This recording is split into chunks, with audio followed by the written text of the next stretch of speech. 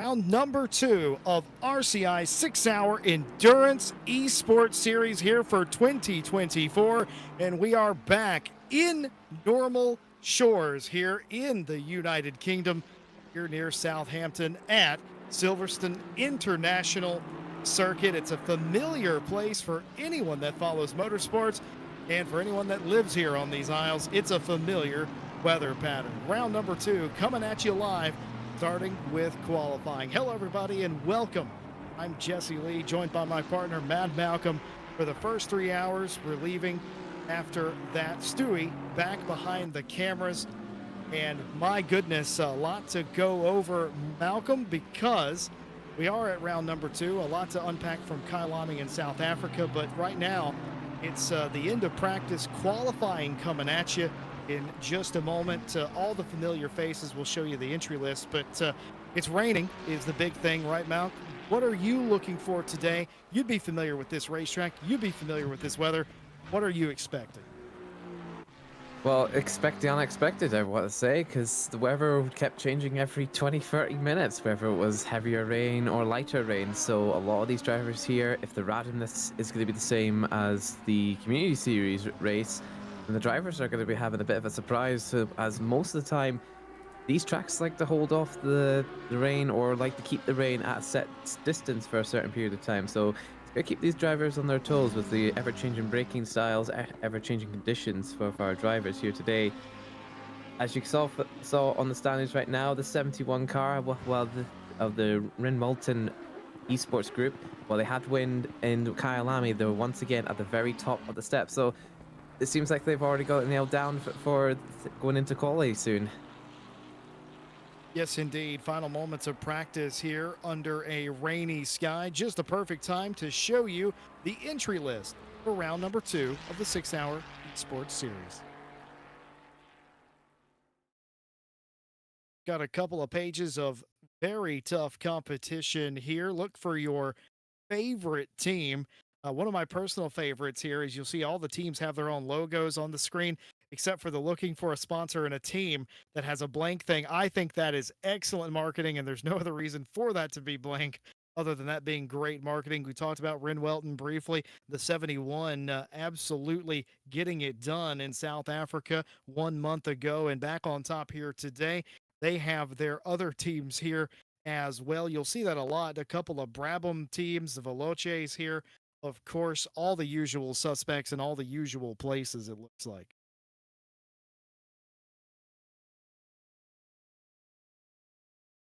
Of course, you have, I think, 4 Rinwalton teams. We saw some of the Visceral teams, Gladys Competition cars in there as well, and the RCI house teams involved as well. But, you know, one of the standouts from round number 1 was the 255 competition Aston Martin.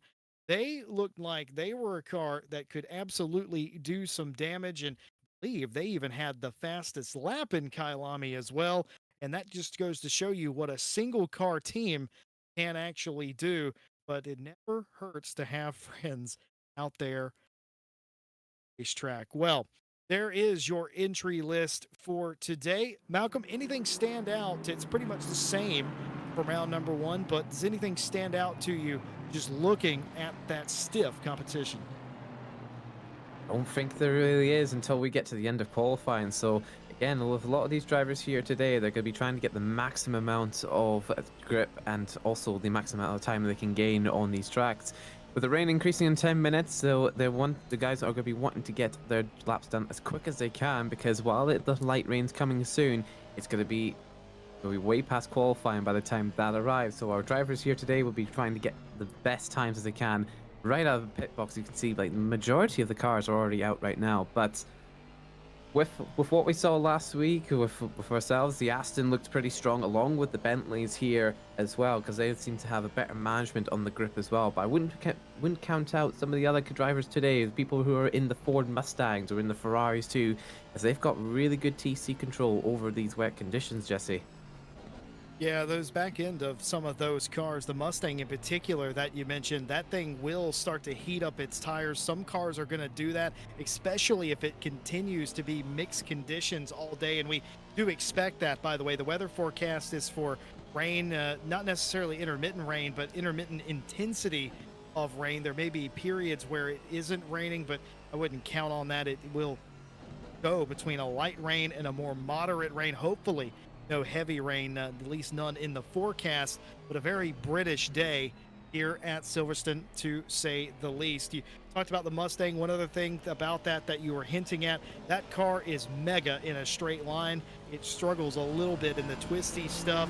That's going to be very interesting to see how certain cars deal with that. We had the Community Series 1 week ago, and some of the other teams struggled to get by the Mustangs simply because catch them in the corners, lose them everywhere else. Well, here we go, riding on board a full lap of the Silverstone circuit. It needs no introduction, but we've gone through Copps, now Maggots and Beckett's, and before you know it, we'll be in Chapel Curve. Just look at the counter steering necessary to keep the car straight. That's not particularly normal as we head down Hanger Straight. It's just fighting the car, fighting the track control, fighting the grip, trying to find where there is some grip. And if this weather does deteriorate a little bit later on in this 20-minute qualifying session, now might be your best bet to get a lap in as we go through Stove and Vale. Actually, we'll make our way down through Club and onto the Hamilton Straight. Now, if you're a Formula One fan or some other racing series, you might know this as the Pit Straight. That is not the case in GT Racing. GT Racing uses the old straight after Lovefield Woodcote, and we are halfway done with the lap when we get to the F1 Pit Straight through Abbey and Farm Curve. Farm Curve is my favorite turn because it's the only one I don't really have to think about, and up through Village and then the loop. This turn will make or break somebody's defense today, probably multiple people's, as they continue to race hard and try to sneak up the inside of Antry. Down the Wellington Straight. Wellington does sound good right about now on a day, but I digress. Down through Wellington Straight and on to Brooklands. Just a few turns left here at this 3.66 mile or 5.89 kilometer if you're rather inclined circuit through Lovefield, and then the elbow of Woodcote, and we will be on the GT Pit Straight, fighting the car all the way to the limit of track limits. And you will cut through here. There are bollards there sometimes, but not always. Mommy's going to set the first representative time for Gladius competition. It's a 2:01, and time will tell if that stands the test of time or not. But right now, looking pretty good, that 2:03.9. Sauer, Filippi, people coming through. Jardier, Hanzik comes through 1.5 tenths up. It's a 3.76 for Veloce, that 39. And I'm told, Mount, that is the only car that hasn't resubmitted a livery this round. So the car looks like that because it is supposed to look like that, apparently. I don't know what to say on that. I mean, black's could be a really good choice of color in some of these tracks as well, especially it's get Halloween, scenic right? options. Black's the new Yeah, orange, exactly. etc., and so forth. Yeah, just give them. I'd give them the benefit of the doubt. I think that obviously their Velo Esports livery, as you can see from Lucas Whitehead taking pole position at 2 minutes 3.5, 2 tenths over the competition. It's a stunning livery they've got, and I do applaud to them. As like with a lot of other drivers here, a lot of other esport groups here, all bringing their fantastic liveries to us. Yes, indeed. I understand the issue is that did not resubmit delivery on the number 39 car, but hopefully for round number 3, they can get that sorted out. Tobias Grunwald sitting at the top of the field. Rin Welton has led most of the championship, both on the track and in qualifying. They're continuing that today. Now, what makes this Rin Welton team so formidable? It's just knowing the track. I mean, every one of these drivers here have put in tens or hundreds of hours of practice into these tracks, and for them, it's probably just trying to find the most effective way to get these lap times down as low as they can. It's not just about it's not about flat out pace for them. It's about consistency. It's about trying to manage the tires. It's trying to manage the pit stops. Because with the esports, you're not just nailing down how fast you can be. You nail it down every other aspect you can be as a driver, and that relates to with a lot of the drivers in the real world as well. I think that's very well said. I mean, good drivers are, you know, they're always ready, and they're always ready to compete. And it's so hard to beat them when they're at their best, and that's what you're seeing here. Jaroslav Hanzik Jardier goes back P2, and the number 39 Veloce Aston Martin. Luca Lassio has gone top of the board on the 179 Ferrari. The new mark to beat is a 203.392. And that either means that they had a little bit more in the tank proverbially, or the weather is not deteriorating or potentially could be improving. You do see the weather widget in the top right-hand corner of the screen up there. It says that in about 10 minutes, probably a little bit less than 10 minutes now, the medium rain that we're experiencing will lessen in intensity just a little bit. Could that be the end all be all? It may be, but the 255 competition car of Minar has just gone top here in pole position. The 203.185. We're flirting with a 202 in these medium wet conditions. That's pretty good. Yeah, definitely. As with these guys here, they want to try and take full advantage of the weather as well. As you can see with the grid here, it is a wall of Astons near the top, but cracks are showing for these Ferraris as they're showing that they do have true pace coming in. So with just coming up to 12 minutes to go, there's going to be a massive fight with all these Astons and all these Ferraris as well, with all these guys at the top of the step. It's all or nothing here, Jesse, isn't it? It really is. Luke Whitehead and the number 55 just went P2 by 2/1000ths of a second, folks. Not 2/100ths, not 2/10,000ths, 2/100,000. So that's an incredible mark.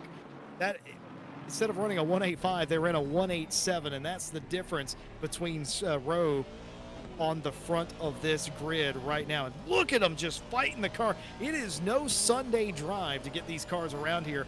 Absolutely sawing at the wheel. A couple of these drivers could probably get hired on as a lumberjack if need be. Yeah, definitely. And with a lot of these guys here, they're trying to get everything they can out the car. And yes, they were going to make mistakes, but mistakes are part of the process when it comes to racing like this. You can see Lucas Whitehead going right on the very edge of the track limits just to see if there's any extra time he can gain. But it doesn't look like he's not going to be able to gain much more time than that. Going over to the Ramon Welton there with the base setters in Kyle Lamy. They're currently in P3 with a 10.5 off, but I wouldn't put any doubt onto them as they're coming up towards the finishing line here. Let's see if they can able to improve their time. And they do. They can get pole position by 300ths of a second, almost 400ths there, going into Cop's Corner with a nice slide there as well. So trying to impress the field going into the end of quali, Jesse. Certainly the case. CG Wang here with a 5-star Racing Ace car, the number 24, one of the Mustangs in the field, and they're looking to improve, and they do. More than 8 spots there up into the top 20. 20th place of 203.860 will net them that spot. One of the RCI in-house teams, Martin Lawrence in the 769 Bentley, who had a massive mega recovery drive in round number 1. In fact, both RCI cars were on a recovery drive, seemed like all day a month ago in the opening round of this championship. And was talking to them a little bit earlier. I talked to them last night, and they said that, hey, as long as we don't have to recover, I think we're going to be okay. Get in a nice qualifying, run the race. But, you know, drivers love passing cars, but more than anything, they love top 10s and they love top 5s. So it's easier to do that the closer you start to the front. We'll have to see where the house teams end up here today, because it was a struggle and a well-fought battle by the RCI teams, it must be said, in round number 1, hoping to not suffer a similar fate. And with a lap time like that, a 3.552, they're well on their way there. Yeah, it certainly is. It's like with the Bentley, it's a very capable car, even with the BOP limitations that the car has. Like, it might not be as well balanced as, say, some of the other cars, but once it's within the striking range of all the other cars, it can certainly be a quite effective car. I really want to say, I think it's really on par with the Aston, depending on the driver's suitability, as Sky Simsport gets himself up to P5 the best time of a 2:03.425. Still just under 3 tenths off. Still a little bit of time they can gain, as I believe these were yes, they were the guys that won the community series last week, Jesse. Yeah, they were, and of course, we'll go over that. We're going to have some time after qualifying here today. We don't have a highlights package for you like we did for round number 1, but we'll go over what happened in the community series round number 2 after qualifying for the Esports series here today. Let's set you at the top. You've got Rin Welton in the 71, currently the quickest, but only by 38/100ths of a second. That's just about as close as you like, up at the top of the field, and everybody else chasing them.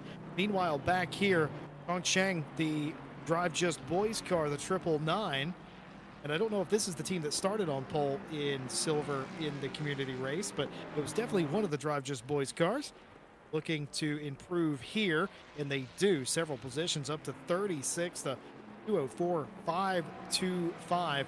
Progress is progress, and that moved them up a couple of rows. Yeah, it certainly has. It's done them a good job to get them up, because again, it doesn't matter if you're fighting for last or fighting for first. You're fighting for a position, and whether you're fighting, like I said, in last or first place, that's the fun of it. That is literally the fun of it, where you just want to make sure you have fun. As Martin Lawrence gets himself a few extra places there, gets himself within 3 tenths of pole position. So goes to show that the Bentley does have its legs shown. Well, you got one of the best Bentley drivers in that car. Honestly, that's Martin Lawrence. You can't doubt it.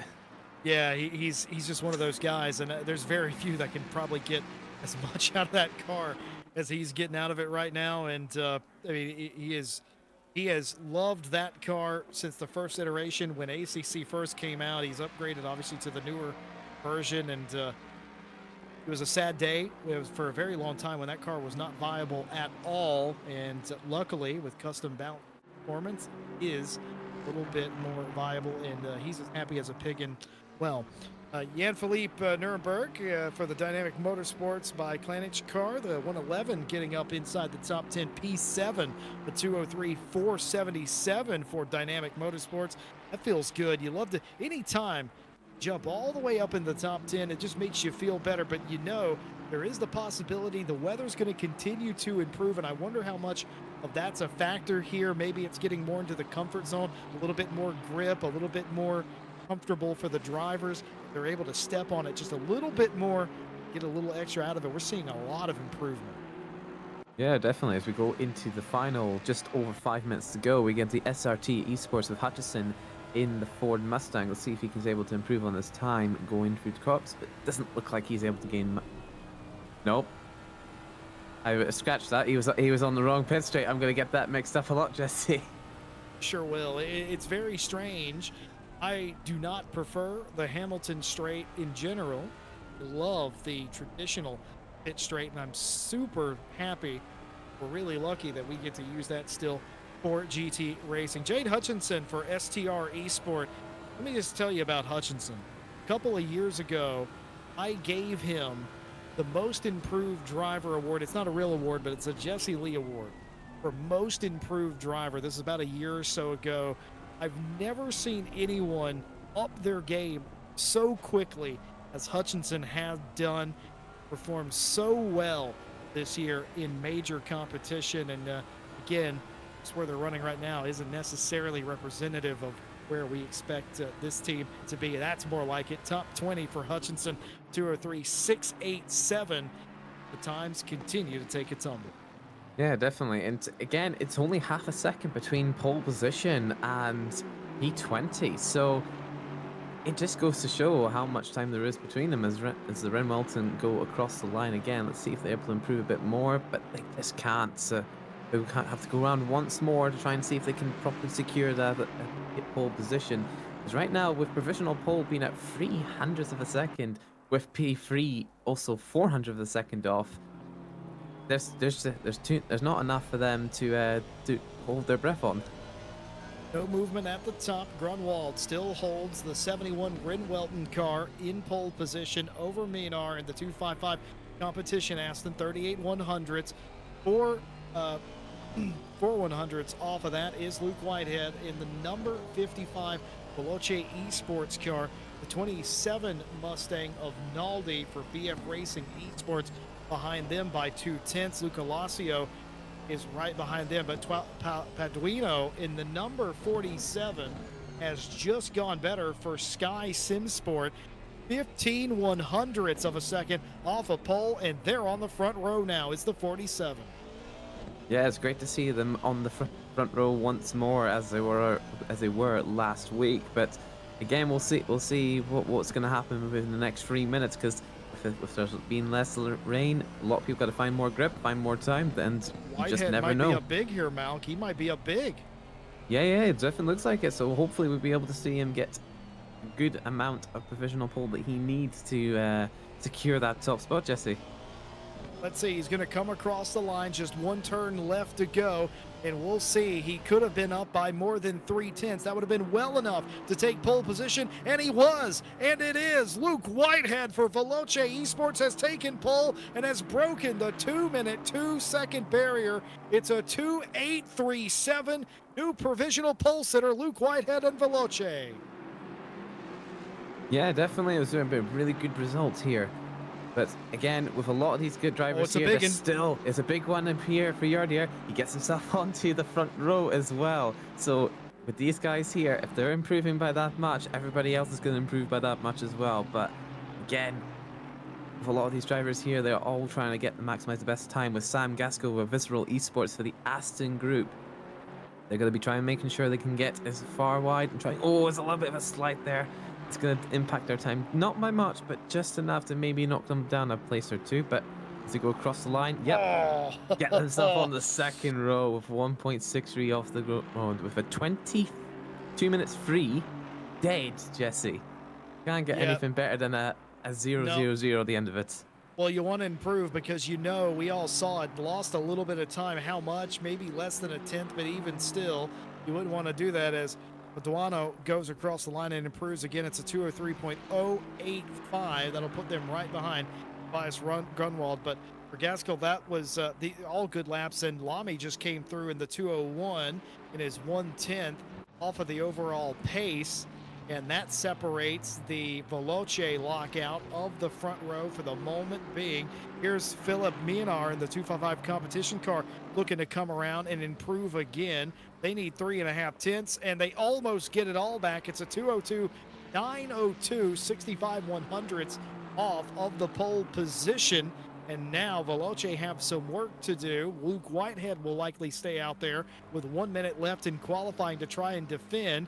Jardier will stay out there certainly to try and improve a little bit and get this lockout back in front of the field. And it is a 8-car Aston Martin lockout. The weather and the BOP favoring them here today, and they are showing up. Hey, don't hate the player, hate the game. Yeah, definitely. As I'm just looking at Yardier's time here, he's certainly on the way to get provisional pole here as he's coming up towards the line. As he secures it by over a 1/10. Track conditions are improving slightly, so everybody else is gaining a lot of time on their laps. But it's a great result for them after maybe not the best weekend last month, because they did have a little bit of issues on the start of their race at Kyalami, but it certainly turns right round on them as qualifying's coming up to the end. A lot of drivers here are finishing up on their lap, so there could be some last minute, like the Visceral Esports Group bring themselves to 300ths of a second, Jesse. There might be a few last minute people trying to make the jump to try and get the top step here.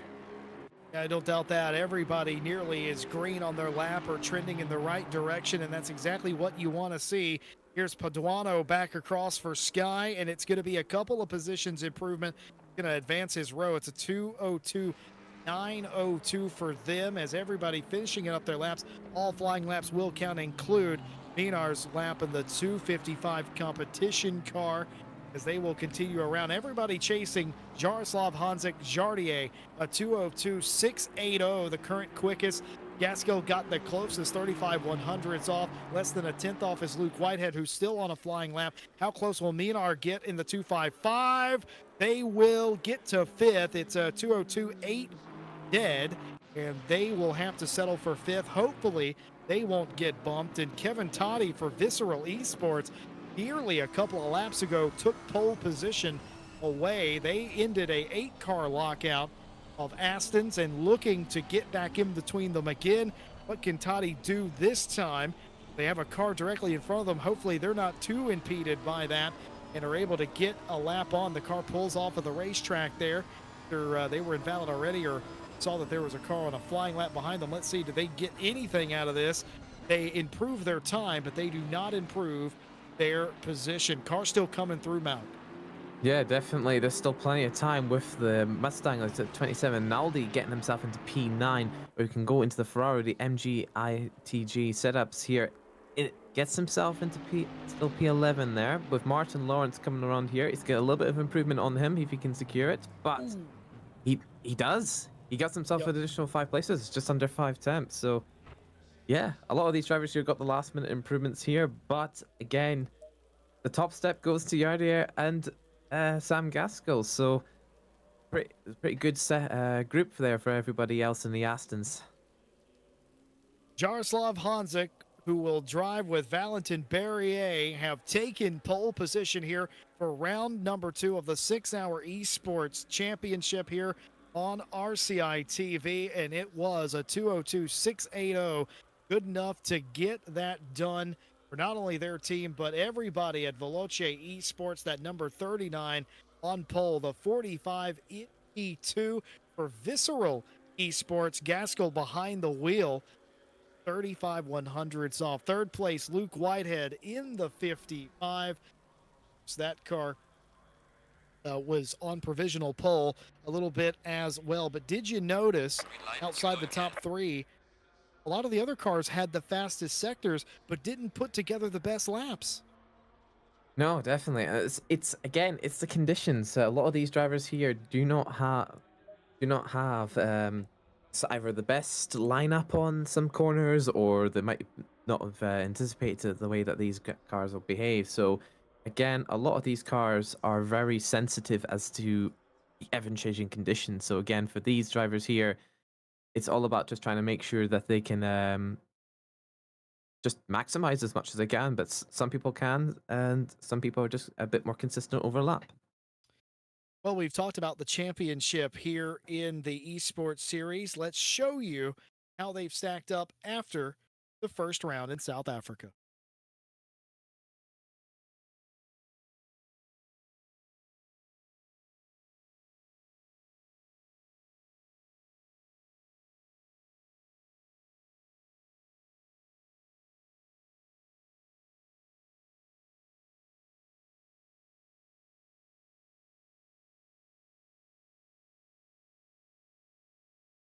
What you see is what you get with the championship standings. Ren Welton took a dominating victory by 41 seconds, if my memory serves me, over the 255 competition car, who did have the fastest lap, did the 255. Coach Dave Academy came all the way back and drove to a podium position. It was a well-ran race by the Coach Dave, number 32 Ferrari. Visceral Esports 44 in 4th place, with CRT.Pro in 5th. Outside the top 5, Gladius Competitions 201 took home 6th. Home of Sim Racing Esports, that number 42 Mustang, in 7th. Veloce Esports have the next 3 spots, the 55, the 800, and the 39, finishing 8th, 9th, and 10th, respectively. MG ITJ Setups in 11th place, and rounding out the top 12, Visceral Esports number 45.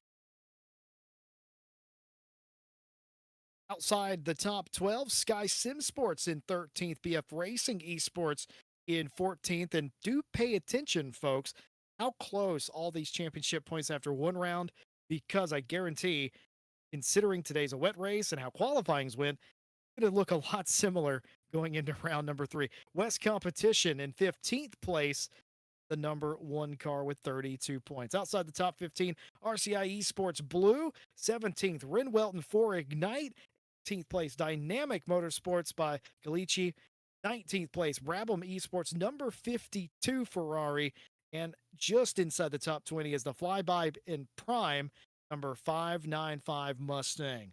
Williams Academy 777 in 21st place, STR Esports in the number 38 in 22nd. Bryn Welton for Friends and Bryn Welton for Future on the 23rd and 24th spot, respectively.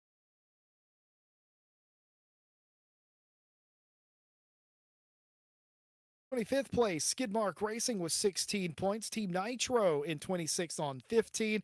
1 point per position back here. Vesta Sport 14. Brabham Motorsport 62 on 13. Looking for a sponsor and a team. Come on, somebody sponsor them. 12 points to their name in 29th position. Gladius Competition 202 in 30th. Williams Academy 776 in the 31st spots. RCI Esports Red in 32nd. Flyby Esports number 95 McLaren in 33rd. Gladys Competition 46 and 34th. Prime E Racing in the 177 in 35th. Vincenzo Racing, it's 5 points in 36th. Outside of that, it's Pranthan Esports, 5-Star Racing, Drive Just Boys Classic, G League Esports Elite, Low Fuel Motorsports, and the Drive Just Boys FU2 team rounds out the bottom of the running order. A lot of cars, almost all of them, as far as I could tell, Malk, showed up here today, of course. Had one drop in the championship, but beyond that, everybody is going to be on the track at the same time. And with some 35 to 40 some cars, Silverstone's quite a big track. It's over 5 some kilometers long, 3.5 miles, right? It's a big racetrack. But with 40 cars, it doesn't seem like that. No, it doesn't. But again, in the early part of the stages of this race, a lot of drivers are going to be bunched up. A lot of them are going to be fighting tooth and nail for every single bits and pieces. So again, it might seem a big track, but once you get into it and once you actually start off the race, it can be as chaotic as it can be. It's I mean, regardless of where you are in position, you're going to be having to look left, right, forward, and even behind you in every aspect of the race with how bad the conditions can be in this track. Certainly can be. Of course, we are going to read the chat for you, just setting up the race server, getting the teams on the grid and in their grid spots. They'll make their final preparations. Just checking in on the chat. Hello from myself and Malk to everybody in the chat. Both chats here live today, of course, on YouTube and Twitch. Couple of comments coming in, people cheering on their teams. Far in there, Minar's going to win this, says Xwad on Twitch. Comments about Martin Lawrence and the Bentley as well.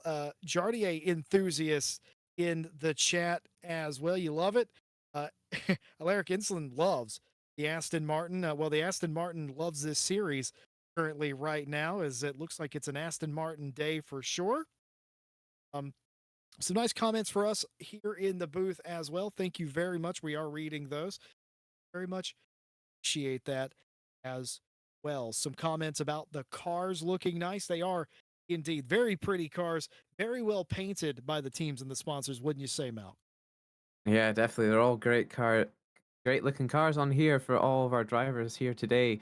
But again, it's just like for all of us here, obviously, thank you for tuning in and thank you for taking your time to watch us and supporting all your favorite drivers here. But yeah, like what you said, a lot of these cars here are very pretty cars. There are certainly ones that have taken lots of detail, a lot of time, and a lot of care for our drivers and their designers. I want to give a shout out to Ryan Gill. He's the man here at RCI behind the scenes that you don't often hear from, but he's the one that puts all of it together. Of course, the teams come and show up and race, and they have people that paint the car, and the sponsorship dollars goes into that and all that. But behind our scenes, the man that puts together the $7,000 prize pool for the series, together the graphics packages and everything, and makes the streams look as good as they do, and make sure that everybody has what they need to not only compete, broadcast, etc., and so forth.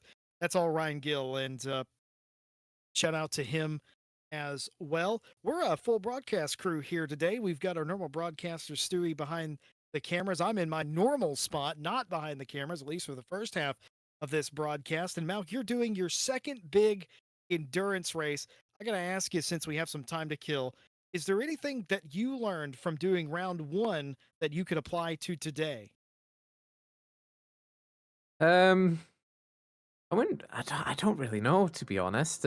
I mean, it's just all the same, really, when it comes to either when you're doing a 1 hour event or 3 hour, 6 hour events, or it doesn't matter for me the way onto it. It's just trying to be as observant as you can be. Try to look not just what's on the broadcast, but look what's everywhere else. Because a lot of these drivers here, you're not going to see every bit of action here from every single driver. Because as much as we love to provide something like that, obviously ACC can only provide us with the for what we can see. So trying to give you guys all the updates and all the information that we can provide you is what's crucial for me. And I'm like that's what I love to give to everybody else. It's just give you all the facts, all the data, and all the action that we can give you. Indeed. I mean, the thing that I learned after round number one, sitting behind the camera, was one mistake is catastrophic. You can't make a mistake. You highlighted it yourself in qualifying just how close the top 20, 25, 30 cars were, half a second or so off of each other. You can't afford to make a mistake in qualifying. You can't afford to make a mistake in the race. It's so hard to come back. But that's what made comebacks like the Coach Dave car, for instance, that drove back through the field to a podium. That's what makes that so impressive that they were able to accomplish that feat because that's so unusual to have that over somebody else after a mistake, after you get turned, after you get into an incident. I'd be watching for that today as well, everyone in chat. And one final shout out, and we will get back underway here. Huge shout out to our armada of stewards who will be here for all 6 hours of today's race, adjudicating incidents that are reported to them. Of course, Chief Steward Bill Roberts manning the helm today, but under him, behind him, and surrounded on all sides are his entire platoon of fantastic stewards. And we thank them not only for their time, but for doing the job that, let's be quite frank, Malk, we would be horrible at. Yeah, I mean, I don't have that much experience onto that, so I can't really give my 2 cents to any of those sort of things. At least for us anyway, because obviously the stewards do a lot of time and a lot of effort is put into how everything's policed on there, you just have to give their hat to them because just the way that they control things and how well they respect every driver and how every situation is different. He is, in addition to our fantastic chief steward, McKenna McConnell is our race controller, and that's either really good. I love talking to McKenna. I don't think if you're a driver that has to report an incident, you enjoy that as much as anyone else. But and of course, has fallen into the race controller role and done an excellent job. Here is the grid for today. Ace Sim Sport on the outside pole position, and of course, Veloce on the pole today. Going to be an all Veloce inside row the first couple of positions. Ren Welton in fourth place. Malk, they're leading the championship. Fourth place, not that far back. You can win from there, surely. Oh, it certainly is. It's like it doesn't. I think for a lot of these drivers here, it doesn't matter where you place in the qualifying grid. You have a chance to win no matter where you are on the grid.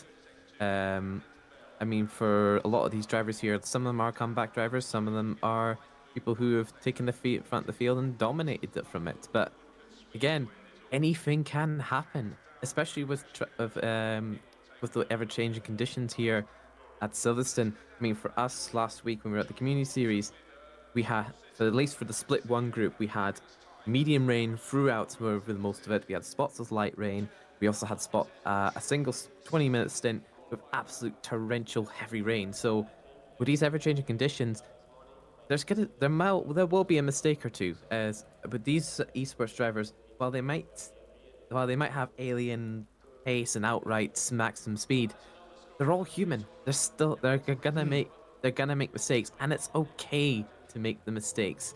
As the likes of what say Jimmy Broadbent has written on his whiteboard for the last 4 or 5 years now. He's had it written on that whiteboard, and I stand by it too. It's okay to make mistakes because with these drivers here, they're human. That's going to happen to most of these drivers here today, and especially with a track like this with these conditions, you have to take it when it comes. I was told very wise words many, many, many years ago by a professional racing driver. He said, nobody's ever run a perfect race. And what he meant by that was nobody has ever done everything that they possibly could do in a race. Everybody makes little mistakes, and it's no matter how minute, that's the part that you remember more than anything else is I hit that curb a little bit too hard, or I completely ruined that lap and I erased 5 previous laps of progress with that one little mistake. Mistakes are not always spins or accidents. They're invalidating a lap, running off of the racetrack, not getting the maximum into a corner, being a little tentative on the brakes, little things. Having to saw at the wheel is going to be a big one here today in the spray, in the mixed conditions that we expect to have. Trying to not overheat the tires, little things like that, those are all mistakes. You will remember that. But like you say, every driver is human. And despite how immaculate they are most of the times, every driver in this field will make at least one mistake here today. You just hope it's not a mistake big enough to show up on camera or to send you back into the pack. Because, as we know from Kyle Lamy 1 month ago, the back of the pack, cousin, that's chaos. It definitely is, and I mean, for Kyle Lamy, it's a mixture of just how the track combination and how tight some of those corners can be. Yes, Silverstone's a little bit wider in some aspects, but with corners like Corpse, Magnussen, Beckett's, and even like the likes of Stowe as well, just naming the first few corners, they can be catastrophic if you make mistakes, especially if you're just even the slightest nudge of a driver can push them off of the track or can put them in a slide that's a little bit uncontrollable for them. So yeah, it's about trying to maximize what you can without accidentally nudging everybody else off. But as I go into chat, Racer Soul pointed out into Split 2 there was some dry elements on Split 2's driving time. So there is an element of it that could be dry, Jesse, but with how random the weather can be, do you think that might happen? Could be, because the community series that runs a week prior to the Esports series running effectively has the same weather settings. Now, the problem with that is the way that ACC calculates weather is not like other sims where it's hard baked in. It's variable, like real weather. If you've ever watched a weather forecast in your life, and I hope you have at some point, you'll notice they say, oh yeah, there's like a 60% chance of rain. What that means is obviously there's a 60% chance of rain and a 40% chance that you won't see rain that day. ACC works exactly the same, and there is no set in stone unless you turn the tap all the way on or all the way off, which rarely happens. It is variable. And almost anything can happen, folks. I have called races that had a 0.001% chance of raining, and it was a monsoon. I have had rain in dry weather in a race that wasn't supposed to be variable at all. That's how dynamic the weather system is. You can ask it to do something, but will it? You don't really know. We are expecting changeable weather, light rain into medium rain. It shouldn't get any harder than a medium rain, but when it gets light enough, with this many cars around the racetrack, it certainly could de-intensify to a point where these teams will consider putting on a soft Pirelli tire. Yeah, the option's there, but I wouldn't put it against having heavy rain onto this track. Again, we had it for a good solid 20 minutes, and when we were driving onto it, it was a pretty harsh track to be on. Like some corners, yes, when you're in the medium rain, in some corners you can brake in the dry zone, where your normal dry braking lines on here. So with the way that the track is and with this many cars, you can drive almost very similarly as you were to as a dry track. But again, when it gets heavier, it starts throwing off your braking points. It starts throwing off, because like for me, when I was there last week doing my first stint, I felt like I was having to brake at different braking points almost every single lap, at that point, Jesse. But yeah, it just really depends on what the weather's going to be like coming over the next 6 hours.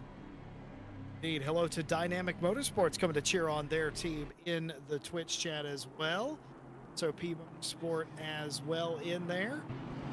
A couple of folks, Mike Redford included, just hoping that there is a clean enough start. We got away with it, most part, at Kyalami a month ago, hoping that he can do the very same here today. Lining up 2 by 2, nearly as far as the eye can see. They'll hit Cops first, and then the famed Maggots and Beckett section, then Chapel and the Hangar Straight, but that is all in the future. Right now, it's about getting a good off on the line and getting through Cops.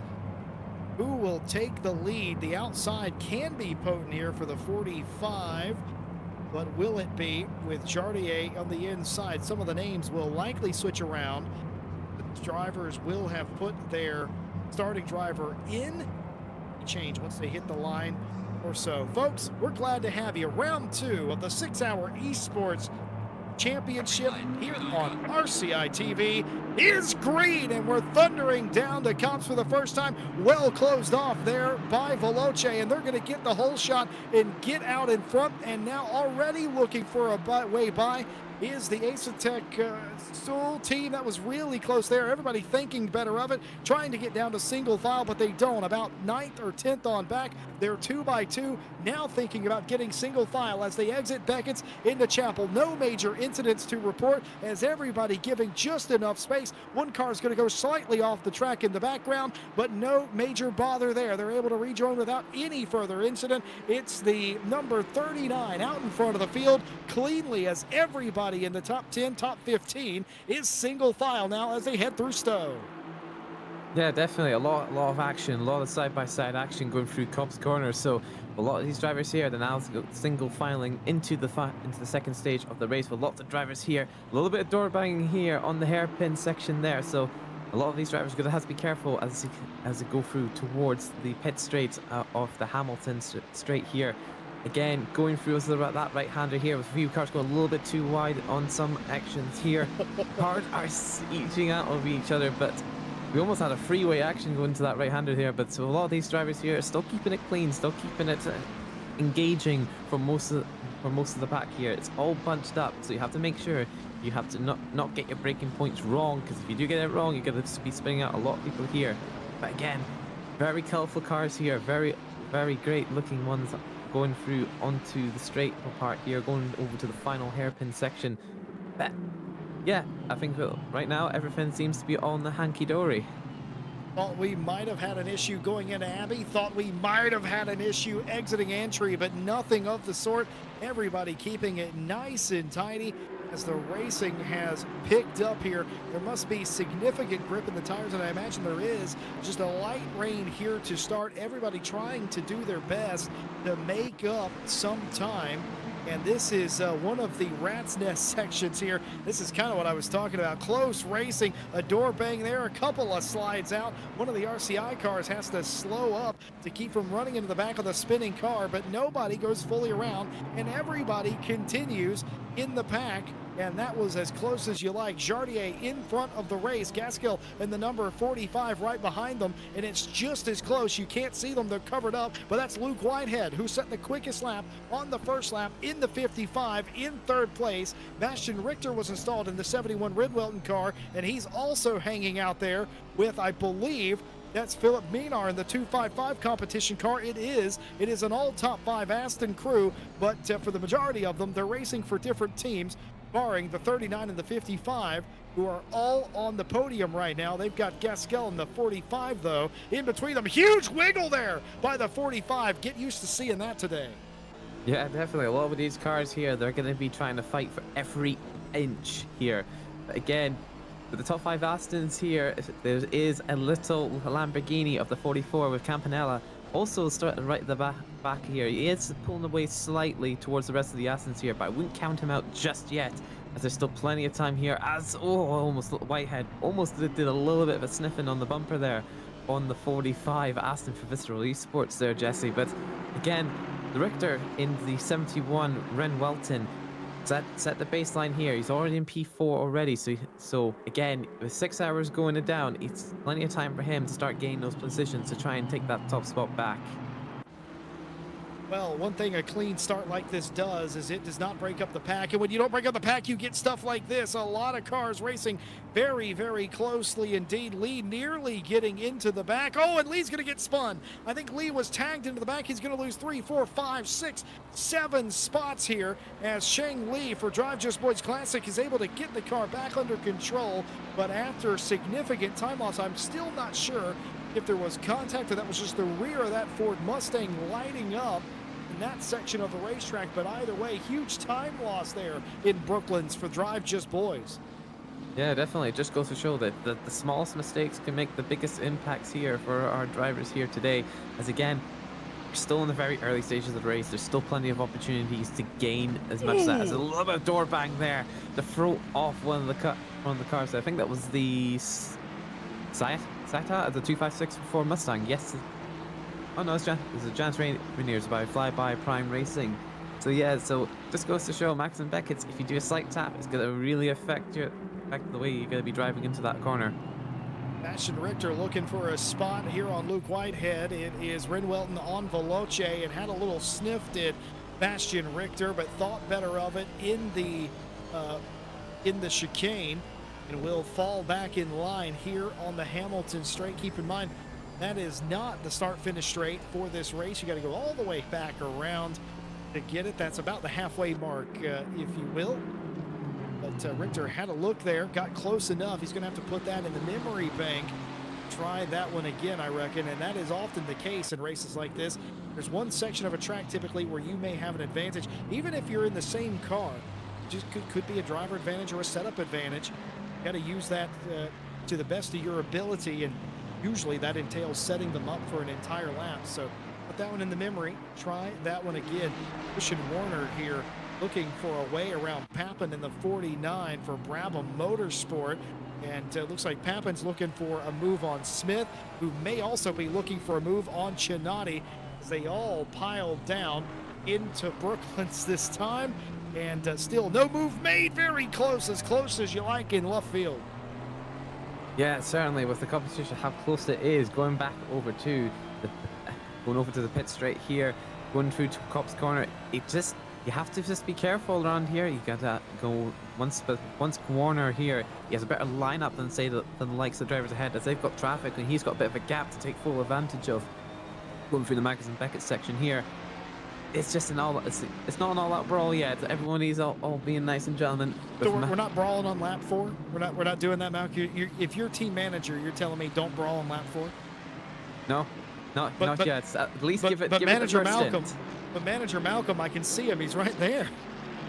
Yeah, I mean, you can fight all you want, but as long as you be a gentleman about it, as long as you try and give enough space for everybody else, as Aidan Walsham, as like what he is, he's given plenty of space for that Williams Esports car right in front of him. He's trying to pick his moment. That's what you need to do. You need to pick your moments, and you need to pick your moments right. Because Verstappen is also at the back of him as well. So, again, for any of these drivers here, it's not about having a brawl. It's about trying to pick your fights and trying to secure the first hour. Once you get the first hour mark done, you can then go all out as much as you want. But again, for these drivers here, the gentleman way is the best way.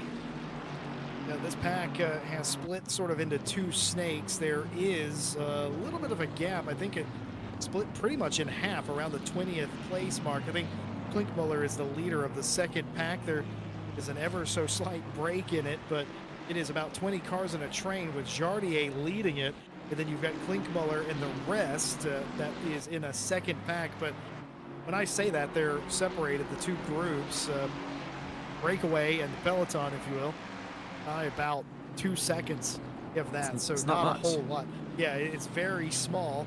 Of course, the gaps will grow and decrease over the course of the race, but we saw the one real incident, a couple of cars synchronized spinning, but didn't ever really go fully around, was able to gather it back up and was able to maintain contact with the pack, though set back many places.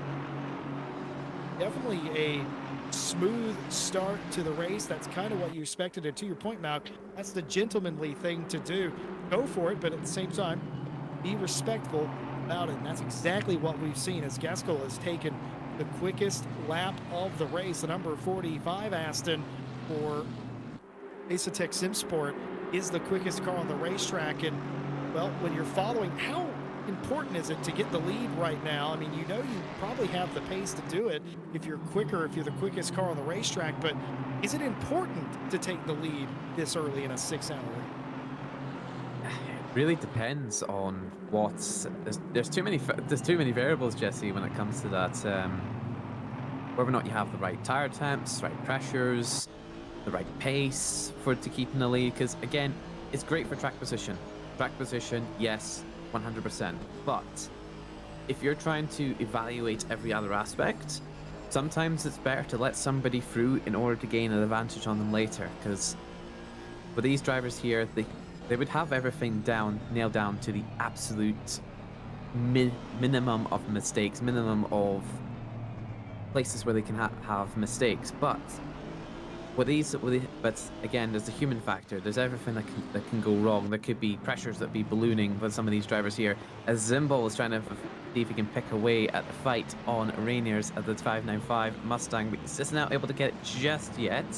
But it looks like he might be able to get it on the Wellington straight if he can be able to secure that perfectly. But again, to answer that question, there's too many variables to answer for that, Jesse. That was a scientific answer to a racing driver question. And, you know, here's Finn Zimbal, who has been on both sides of it, overtaking and being overtaken. This is the car that got a little out of sorts earlier and made contact with one of the other competitors in and around where they were racing. That's going to be commonplace today. We saw that in the community race a week ago as well. I was watching some of the clips that came out of that race. And, well, there was a lot, especially in Maggots and Beckett's, of cars getting on the curbs that were decidedly wetter than the racetrack was. It's sort of sliding out, and I feel that's exactly what the number 6 Lamborghini did a few laps ago. And in fact, right there, we just saw Dressel's BMW, the Skidmark Racing 99, which I love those cars. If you get a close-up of them, they have a gigantic tire skid mark throughout the length of the car, and I love that. I think that's that's something I would do, so I approve of it. Yeah, I mean, a lot of these drivers here have very creative and very imaginative ideas when it comes to deliveries. But well, a lot of these things here, again, I just love every car on this track with how colorful the grid is. Because as much as how great the ACC, and it looks the 30s to fly by, Esports took a little bit too much off there. They kept their foot down. They might get a track penalty off that. So again, they have to be careful not picking up these drive-throughs. If I'm not mistaken, Jesse, we had 50 in Split 1 last week for the Community Series.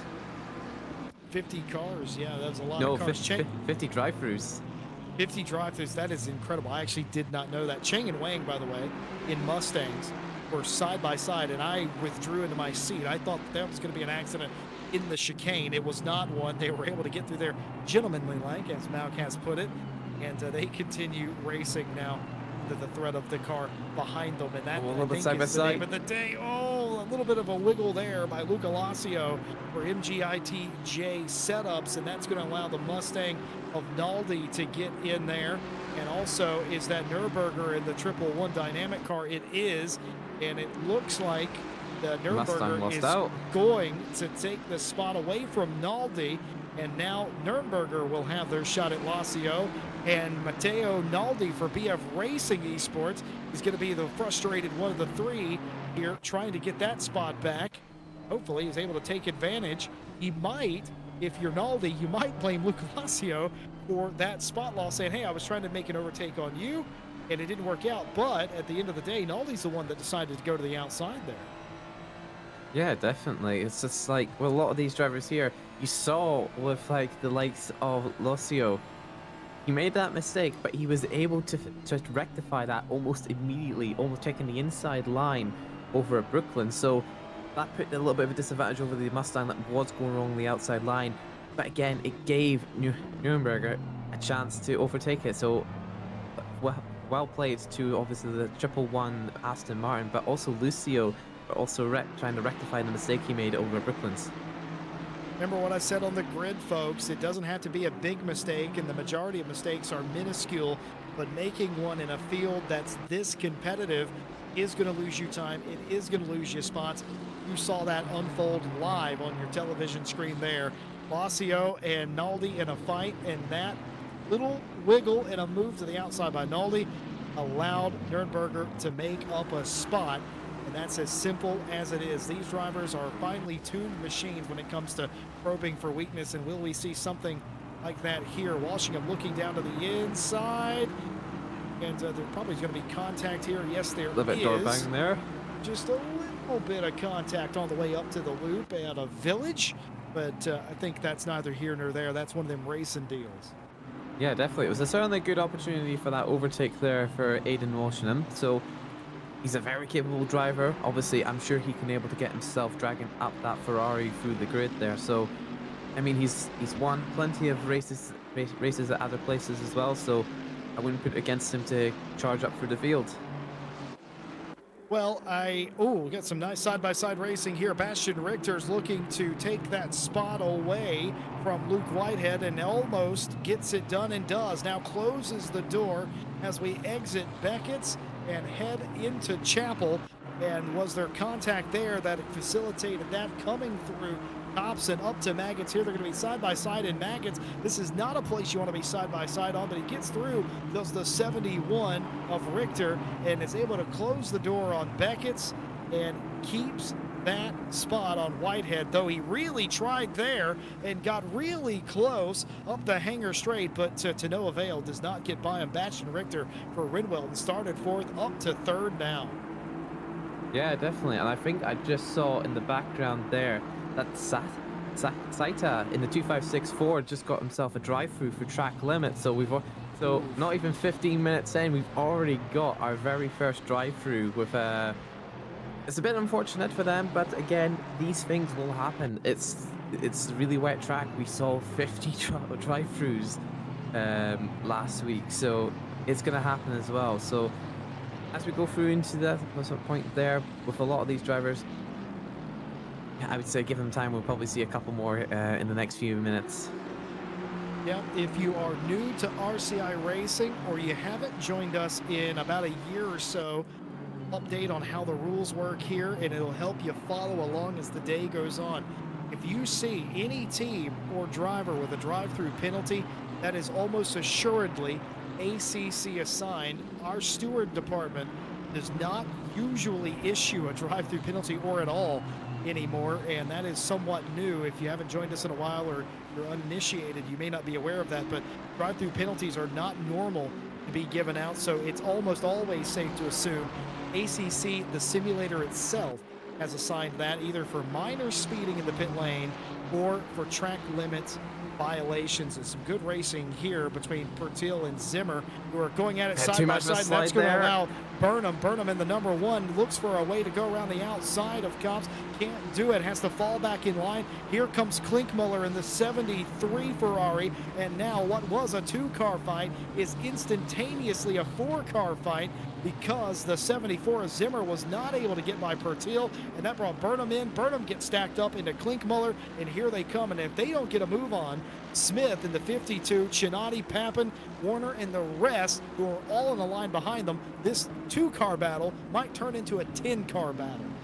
Yeah, definitely. But again, you saw from Zimmer going through Corps, he almost had it done, but it was just a little bit too much of a slide there that brought the rest of the competition in with them. So, but that was good. That was a good slide that he was able to recover from. But again, the Coach Dave car certainly has its legs on. Oh, there's a little bit of a slide there just before we switched over to Sam Gaskill, right at the back of Hosnick. So again, that gap was 3 tenths. It's only been brought down to just under a tenth. So with these cars being exactly the same, really, it's the only thing that will make them different from each other is the way that they're set up and just the way how our drivers go by. But it looks like they're both on equal footing at the minute when it comes to pacing. So we'll see how these drivers compare to each other on certain aspects of the track.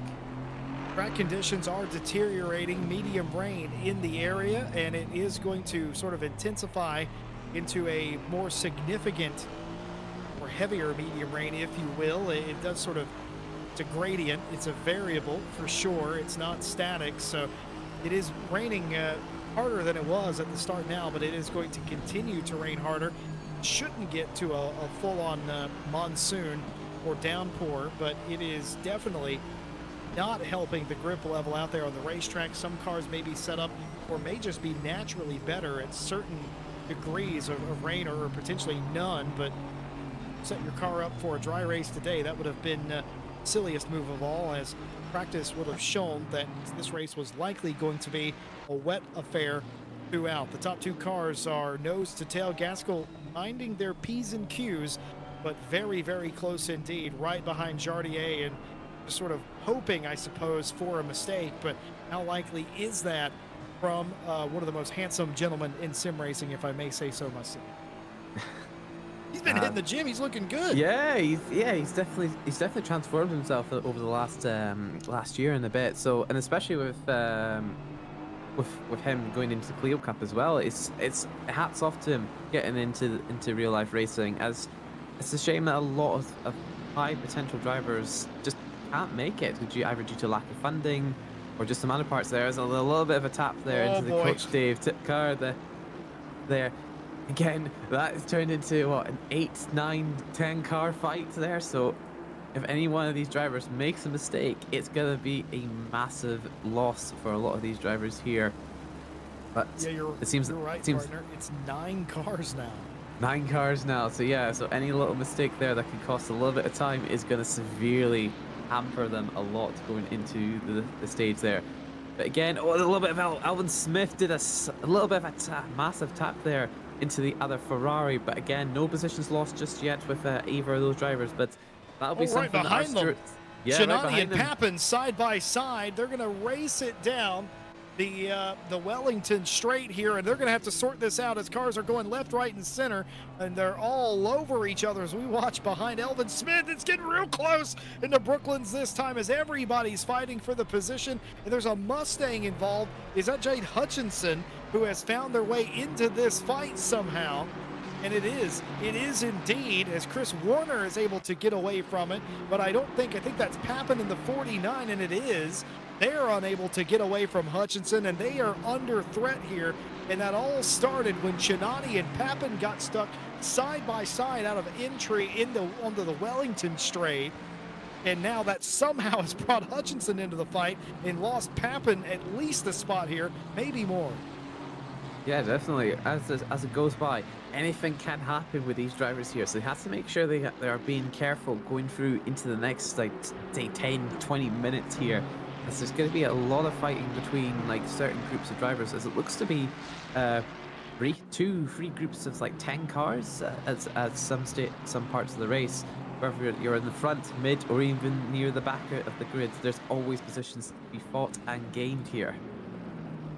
That was well spotted there. I was looking at it myself. Mikhail Sundstrom in chat saying that 3 packs of 10 cars basically at this stage of the race, and as this race goes on, those packs will break up and they'll come back together, and especially depending on how their pit strategy works. I can't imagine any other strategy map while we're on it here. We're still some 30-40 minutes away from pit stops, but in a dry condition, you may try to come in early and jump some people in the pit cycle, but I don't think you really do that in the wet. You probably go the maximum every single time, unless you really think new tires are absolutely worth it. Then you might try to come in 5 minutes early. Every driver has a 65-minute stint limit. What does that mean? Well, you have to come in every 65 minutes. You don't necessarily have to take a pit stop or change driver necessarily, but you do have to come down pit lane every 65 minutes. But due to that, you will likely want to onboard fuel. Otherwise, you'll be wasting time not doing that. So I can't imagine in the wet condition what the advantage would be, other than a little bit extra grip, maybe putting better tire pressures to suit the conditions. But most people, I reckon, won't do that. They will go the maximum. Jens here for the Flyby Prime car, the 595. They're not coming in to do a pit stop. They're coming in to do a drive-through. That's the second drive-through for track limits here in the first 36 minutes, or actually first 25 minutes. 25. Yeah, definitely. Well, a lot of these drivers here, again, mistakes are going to be made, and it's okay to make them for these guys here. But yeah, For pit strategy, for us anyway, we took the maximum effort of just maximizing every stint and just changing tires, changing drivers, every one, because with this series does have a limited tire set when it comes to dry tires, but still, there is no limit when it comes to the wet tires, so they can come in and box every lap for fresh tires, fresh drivers, and fresh fuel as well. So again, it really sort of depends on how well the strategy plays out with a lot of these drivers here today. If they tend to maximize every stint and going in towards the last, it kind of makes their last stint go roughly about the 40 to 45 minute mark. So it can go either way depending on the way how they want to go, by the traditional route or go for an offset by deciding to do the undercut early and do the first 40 minutes and then finish off the race with the full maximized stints. But again, that really sort of depends on how well it's played. As Verstappen's on the way to the back of the Williams Esports driver car, Verstappen is taking full advantage of the Mercedes little squirrel there at the likes of Chapel going through into the Wellington Straight. Verstappen has slicked the stamp and sent it through the likes of Chapel and secured the position there. Wonder what Renwelton Academy is going to think about that. Maybe they could argue that Verstappen sort of got them a little out of sorts there, and that facilitated the pass. We'll see what they think about that a little bit later. Matthew Malcolm, my co-presenter in the booth today, he knows what he's talking about. Remind the folks at home, Mal, where you guys came 1 week ago in this very race. Yeah, definitely. I mean, for ourselves, I mean, for myself anyway, I race under Not Cheap Racing. So when we were racing last week, we got ourselves a top 5 in our. So essentially, for the community series, there's two splits, split 1 and split 2, but there's also a pro and a silver championship with the pro and silver mix in split 1. For ourselves, we got ourselves within the top 5, I think P4, P5 in our class, and we finished ourselves in the podium. In our split, or in our silver class anyway, with a I might say a P9 or P11 finish overall. But again, it all sort of really depends on how well everything was, because it was quite carnage at the first lap of the race. There's a little bit of a squirrel there with the likes of Warner and I want to say Hutchison. Yeah, so Hutchison just got past there, but yeah. For ourselves, we raced the last week in the split 1 category, but again, it really depends on how well these pit strategies and everything else play out. Certainly is, but I think that's the winning strategy, and I think it worked for your team. I think it worked for some of the other teams that finished in podium positions as well. Hey, congrats on the podium, buddy, by the way. Well, yeah, thank you. By you and the Not Cheap team as well. Nils Klinkmuller here in the pack, going to show you what it looks like to be in the pack. Now, we had a discussion about this prior to today's race, and you may, folks, we're going to play a little game. You remember when you were about 5 and your parents set you in front of the television set and you were watching Blue's Clues or something, and they'd be like, hey, find what's different in the picture or whatever. What was odd about that onboard shot from Nils Klinkmuller? Anybody? Anybody see anything strange? I'll give you a second. Think it over. What? The wiper's not on. Jesse, but my hand's reaching as high in the sky as you can. Malcolm's parents used to do this to him. Yep, you're quite right. The windscreen wiper on the windscreen of that car is not going. Why might that be? Well, it's not because they've developed a special version of Rain-X. No, it's likely that Nils Klinkmuller for Renwelton Fork Knight drives on the bonnet cam, not the in-car cam, which defeats the purpose of even having that going. And there is no technical regulation in RCI that says you have to have that on. So that's how you spot a bonnet cam driver, if the windscreen wiper is not on. Now, if he is driving in car and he doesn't have it going, he might be a sadist, but I highly doubt that's what's going on. I think Klinkmuller drives on the bonnet cam, and there are a lot of people that will do that because they feel that they can better spot the car on apexes and exits by doing that. And some people, it's just what you grew up with. It's more natural. There's people that race in third person, and they are able to be just as quick as anybody else in that perspective. At the end of the day, it is sim racing. It is your simulator. Do whatever comes natural, whatever makes you feel most comfortable behind the wheel. At least we know who grew up with the Gran Turismo days, the early well, early I wasn't going to call anybody out, Malk, but since you did that, I mean, come on, the Gran Turismo 1 to 4, it's always the bonnet cam. It's always that. You can't race in anything else when it comes to Gran Turismo series. I mean, I grew up with that. I grew with the bonnet cam, but it's something about the cockpit that just makes it feel much better, just much better. Oh, a little bit of a slide there. There's a little bit of action there between the likes of Nürburgring and Oh my Locio. goodness. Too much of a slide going through that apex there from that. Just get a That replay gave of me that. Kimi Räikkönen vibes right there. Let's see that again. Don't mind the rear view mirror. Don't mind that. Oh, it just gets loose, doesn't he? Yeah, that is a common place for that. So, I mean, for ourselves in the Aston, it just kept sliding every time you try and touch that green spot of the curb there. So it's just unfortunate. It's unfortunate racing for that. I don't think there's really going to be much way that's for penalty-wise. But again, we'll leave our stewards to decide on that fact there, because I'm not a steward in any capacity, so I can't give my 2 cents too much of that. I'm just going to give a shout out to everyone in chat who played the game a minute ago and spotted what was odd about the Klinkmuller car. John Dalton, Bunkar, Neville in chat as well. There were some others in there as well. But yeah, the mirror, when we show replay, the mirror is sort of a live affair, and it is not what would have been what they would have seen at the time, so it looks a bit strange. It is off-putting at times, but just a loss of traction there getting into Locio. I think came off a little bit worse there, hard into the wall. Reminds me of Kimi Räikkönen some years ago. But they will continue down some 15 plus spots after that incident. Racing continues elsewhere.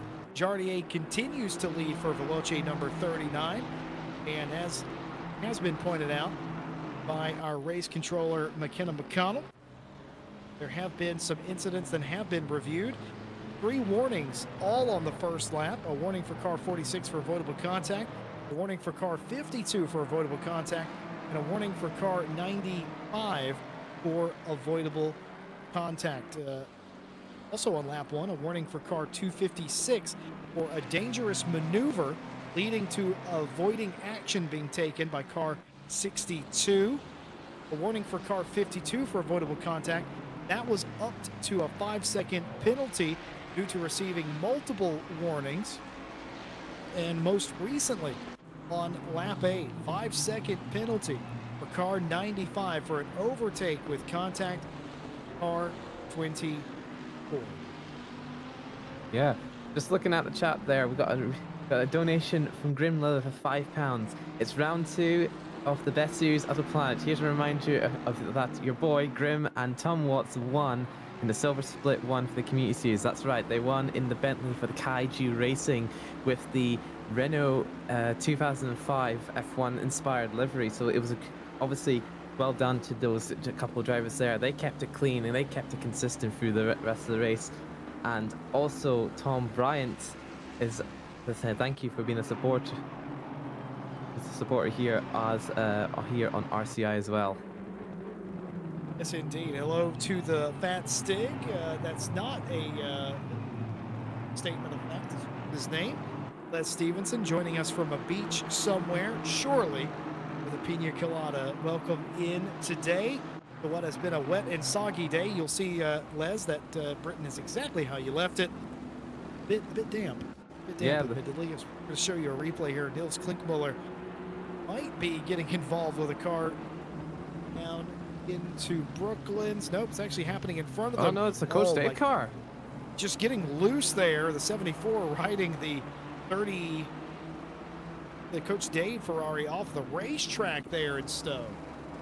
Yeah, definitely. I mean, it's something that has happened. That happened to ourselves near the end of the race. Like, it's just sometimes it's one of those things where you just lose the braking point and you just take too much of a slide going side by side action. But with the likes of Zimmer trying to get there's a little bit of a Coach Dave bumper sniff there. But again, you have to make sure you don't go into that green part there, because that's where a lot of the time, that's where the Aston really likes to slide out there, and we've seen quite a number of drivers in that one there lose out on that part there, as there's a little bit of a side-by-side action going through into the final corners here. Coach Dave on the inside, Aston on the outside, but will there be a switchback be done by the either drivers? There isn't, but it's brought in the rest of the competition, Jesse, as there's about 6-7 cars there trying to chase it out for P17.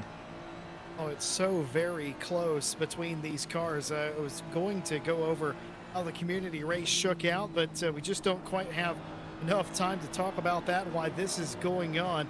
Zimmer, another one of the cars that are likely racing in bonnet cam as well. It looks very strange, but simply the windscreen wiper is superfluous when you race in bonnet cam, and that's what's going on there. You're required to have your lights on. Oh, a huge slide there by the 50, was that the 52 or that the 202? One of the cars in the background there nearly lost out, but was able to grab it all back together. Yeah, and they're it looked like the Aston. It looked like, yeah, no, sorry, yeah, it looked like Evan Smith took the big slide on that part there. So you just saw from the other drivers there, they were going a little bit side by side action there. So I think it was him that was just taking a little bit of the that slide there, Jesse. And he goes a little bit too deep as well. Elvin Smith is rattled here, was under the fire of several cars, and now finds himself holding up a completely different pack. The Brabham Motorsport car is a little struggle right now. At this point, the race has that 5-second penalty after getting 2 warnings that have been upgraded. And look at this pack behind them. Chinati, Papin, Nuremberg, all these cars fighting over this spot. Remember, Nuremberg involved in a incident earlier on, trying to fight their way back. That car doesn't seem too awfully bad off for what had befallen them. So they're still in the mix, though they are about 10 positions south of where they were racing at the time. But if the car is paced, they got to work around it, but they've got to do it smartly. It's Elvin Smith, who was once the cork in the bottle, has driven away a little bit, and that makes Papin the leader of the train for the time being. Chinati, though, the one under fire from Nuremberg. Yeah, definitely going through into the lights of the pit straight here. It's all sort of really depends on how the next few corners line here, as Lomi is on the side-by-side action with the Aztec Esports here, and Magnus and Beckett has to concede a little bit here because it's not the best place to go onto there. As you can see, the likes of the Sky Simsport car on the back of it as well, taking full advantage of what's going to happen here. Is whether or not they can have the better going straight onto here towards Stowe. But again, it doesn't look like it because these cars are far too similar to each other. They just can't. They don't have the legs to catch up to each other because of how similar these cars are going by. The Lamborghini here of Campanella and 44 of Aztec, still keeping it clean, still keeping himself afloat among that sea of Astons there, Jesse. Joke because it's raining quite heavily, and this rain, by the way, is going to continue to intensify and mature, and this racetrack is going to get slipperier. There's going to be bigger puddles, and these curbs are going to become even more treacherous than they already are. Fabrizio Campanella and the 44 for Visceral Esports doing everything they can to keep the Gladys 201 behind them. And what'd you call this Lamborghini? The little Lambo that could up here inside the top 10? We've only got 3 manufacturers. Actually, I make that 4. I can't count. Inside the top 10. Got the lone Lamborghini, the lone Ford Mustang, and the lone Ferrari in a sea of Astons, as you would put it. Meanwhile, we're up at the sharp end of the field at the very tip top. Sam Gaskell for Visceral Esports continues to shadow Jaroslav Hanzik, the driver we know as Jardier, in the Veloce number 39. And they have still got Luke Whitehead right behind them, who has gotten back by Bastian Richter. Remember, the Rinwelton 71 of Richter made a move in Maggots and Beckett some laps ago, about 15-20 minutes ago. That's been reversed. Luke Whitehead in the 55 back out into 3rd place for Veloce now. Yeah, certainly great result there to try and get them onto the podium spot there. I have noticed, I was watching some of the replays as watching through the likes of Gaskell and the live footage. It doesn't seem like he has as much control in the car as the likes of Yardier. It just seems to be like they've made the setup on to try and go for the lower rain setup here. Because remember, we had a little bit of light rain going through the start of the race. So probably a lot of the drivers here were trying to fine tune it to the light rain specification. But some drivers also maybe opting for the heavier conditions. You can see the rain is still getting more intense as the track goes on. So I wouldn't put it against the heavy rain coming by within the next hour, Jesse. But as we go in the likes of the Prime E Racing of the McLaren, The rare car to have. I think it's the only one we have on track today, Jesse. But it's a great car. It's a great car to have, though. But as you see a replay, oh, Oh! Gladius! A little bit door by door action with this. It looks to be the Oh Sky my! Import team. It's the RCI team It's the that he RCI had team. contact with. I think the RCI car was off the racetrack and rejoined, and I think they initiated that contact. That was a scary moment. Lucky nobody got spun around. Sometimes you can have completely door-to-door contact like that, and it spins one of the cars out. But that was a scary moment, and so one of the cars able to slip through there. Look at this. Oh, something's wow, happened. Yardier Something's lost it. happened. Jardier has not only lost the lead, he might be in threat of losing the podium. He stays in third for the time being, and he goes wide here, but what on earth may have happened right before this as they're 2x2 for the lead. Looks like the Ace-Tech car is going to make their way out into the lead, and they're going to be followed by the Veloce 55. And oh, another wiggle there. So that's how Rinwelton got up beside them. But Rinwelton, I think, ended up back in fourth place as Jardier was able to hang on to third at least. And yes, indeed, they do, but only just. So that was the result, not the cause. But the result is that Gaskell in the number 45 Ace-Tech SimSport Aston Martin has taken the lead. Luke Whitehead for Veloce 55 has gone to P2. Jardier from the lead in the pole down to third. Bastian Richter hanging on in fourth place in the Aston for Rinwelton. And right there on the back bumper there for third place as these two sort of square off. Rinwelton versus Veloce and Veloce versus Ace-Tech for the time being. Very close stuff there. And it just looked like Jardier went wide, but of course, knowing exactly what happened prior to that. I'm actually looking at the replay here, Jesse.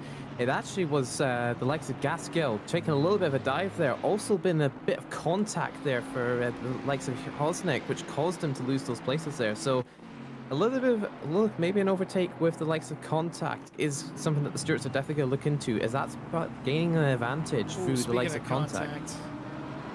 Speaking of contact, that's not what you want to see there.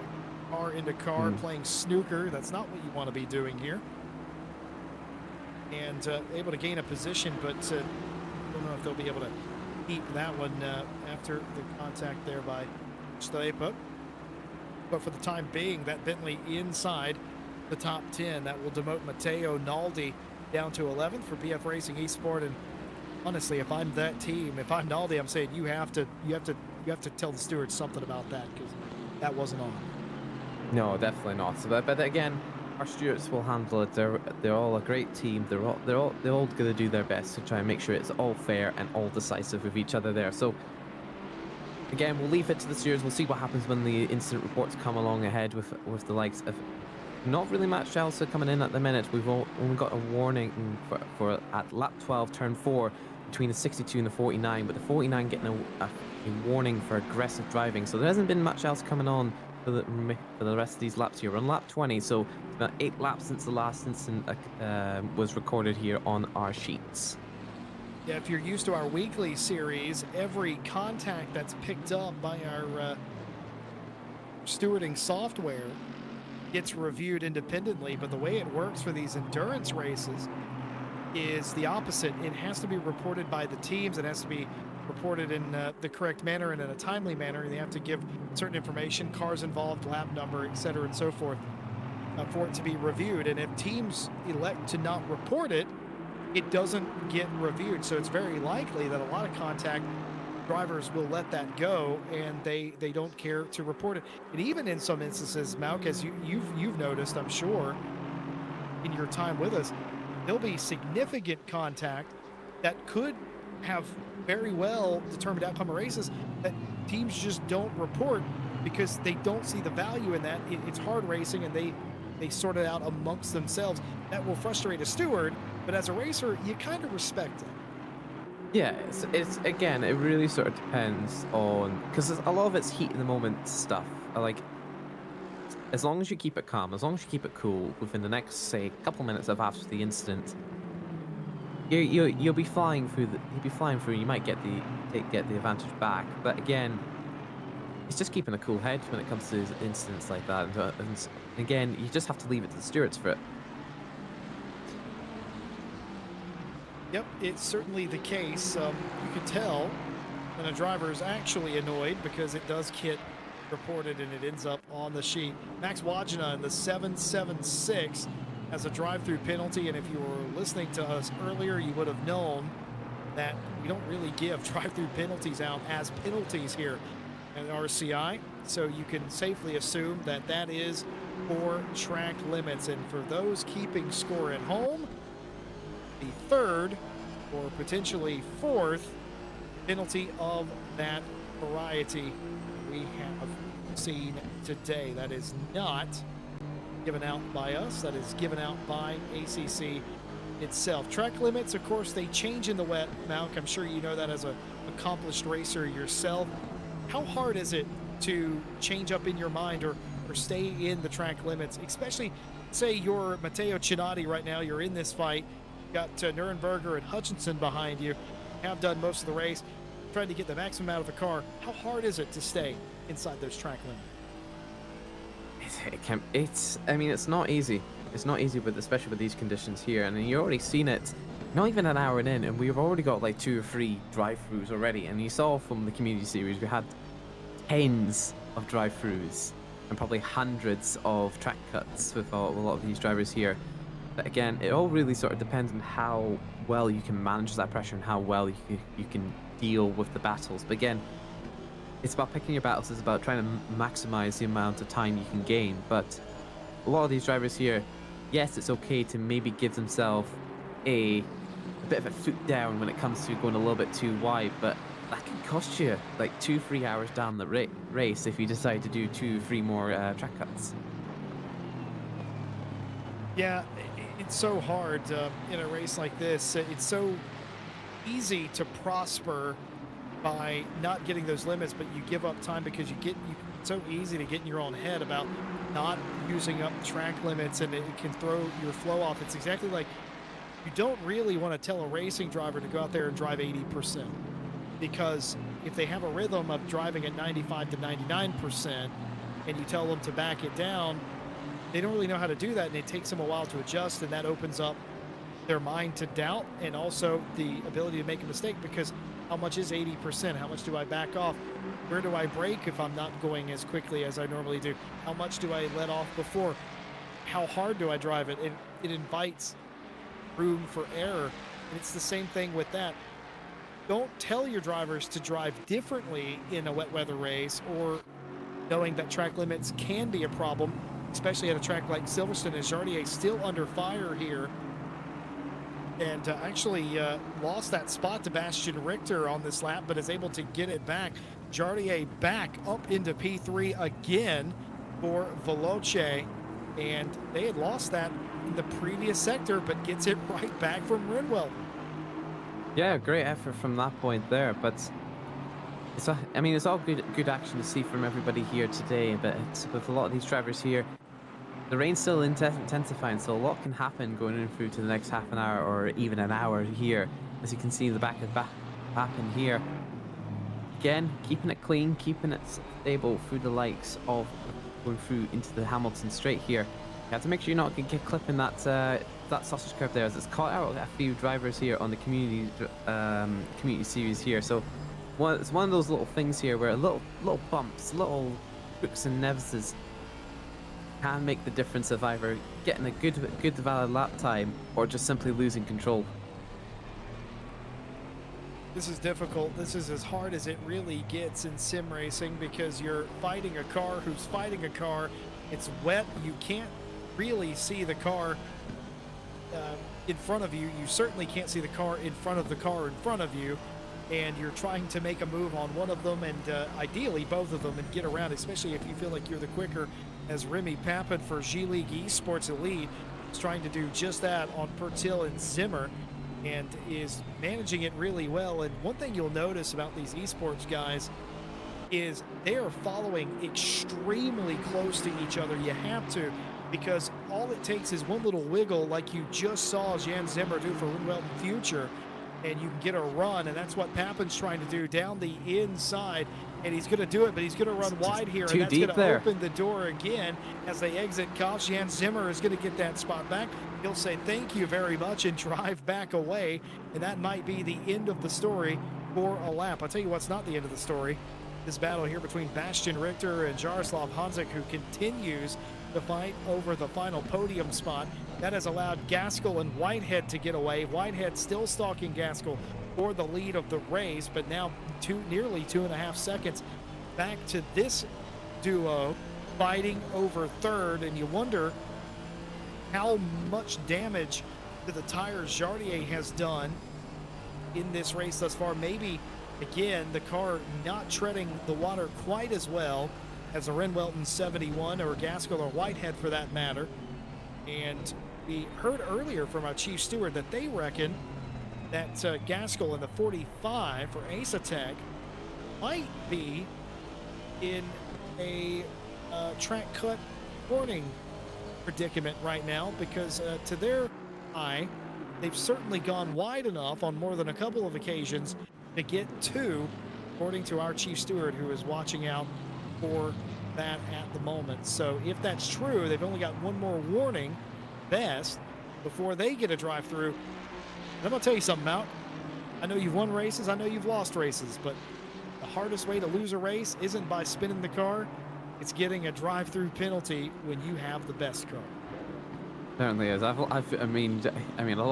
lost far more races than I've won, Jesse. So, yeah, it's just unfortunate if you do get a track cuts drive-through penalty, especially if you're among the top 5 or even leading the race, as like the likes with Gaskell. But again, it's not. I wouldn't put it over until that DT sign does appear on the broadcast here, because again, we had free track cuts within the first 2 hours of the race, and we finished the race with not even a single additional track cut for us. I think we were one of the only teams to not get a drive-through track cut limits from that. So how do you do that? What did you and your team do? Did you readjust your mentality? Okay, we can't do this anymore. Or how do you go an additional 5 hours or however long it was without getting another one after getting 2 in short succession? I mean, it's like what I've said earlier. It's picking your battles right, because you might be wanting to try and go all out. You might want to be trying to gain that extra position, but let everyone else falter. And I've just seen a car gone sideways over towards the likes of Club, I want to say. So, yeah. But again, going back onto that question again, it's just picking your battles and just let everyone else falter. Because if you keep it clean, keep it consistent, as long as everybody else is faltering, even the slightest mistakes, you're going to be gaining positions. You're going to be taking full advantage of everyone else that's going around.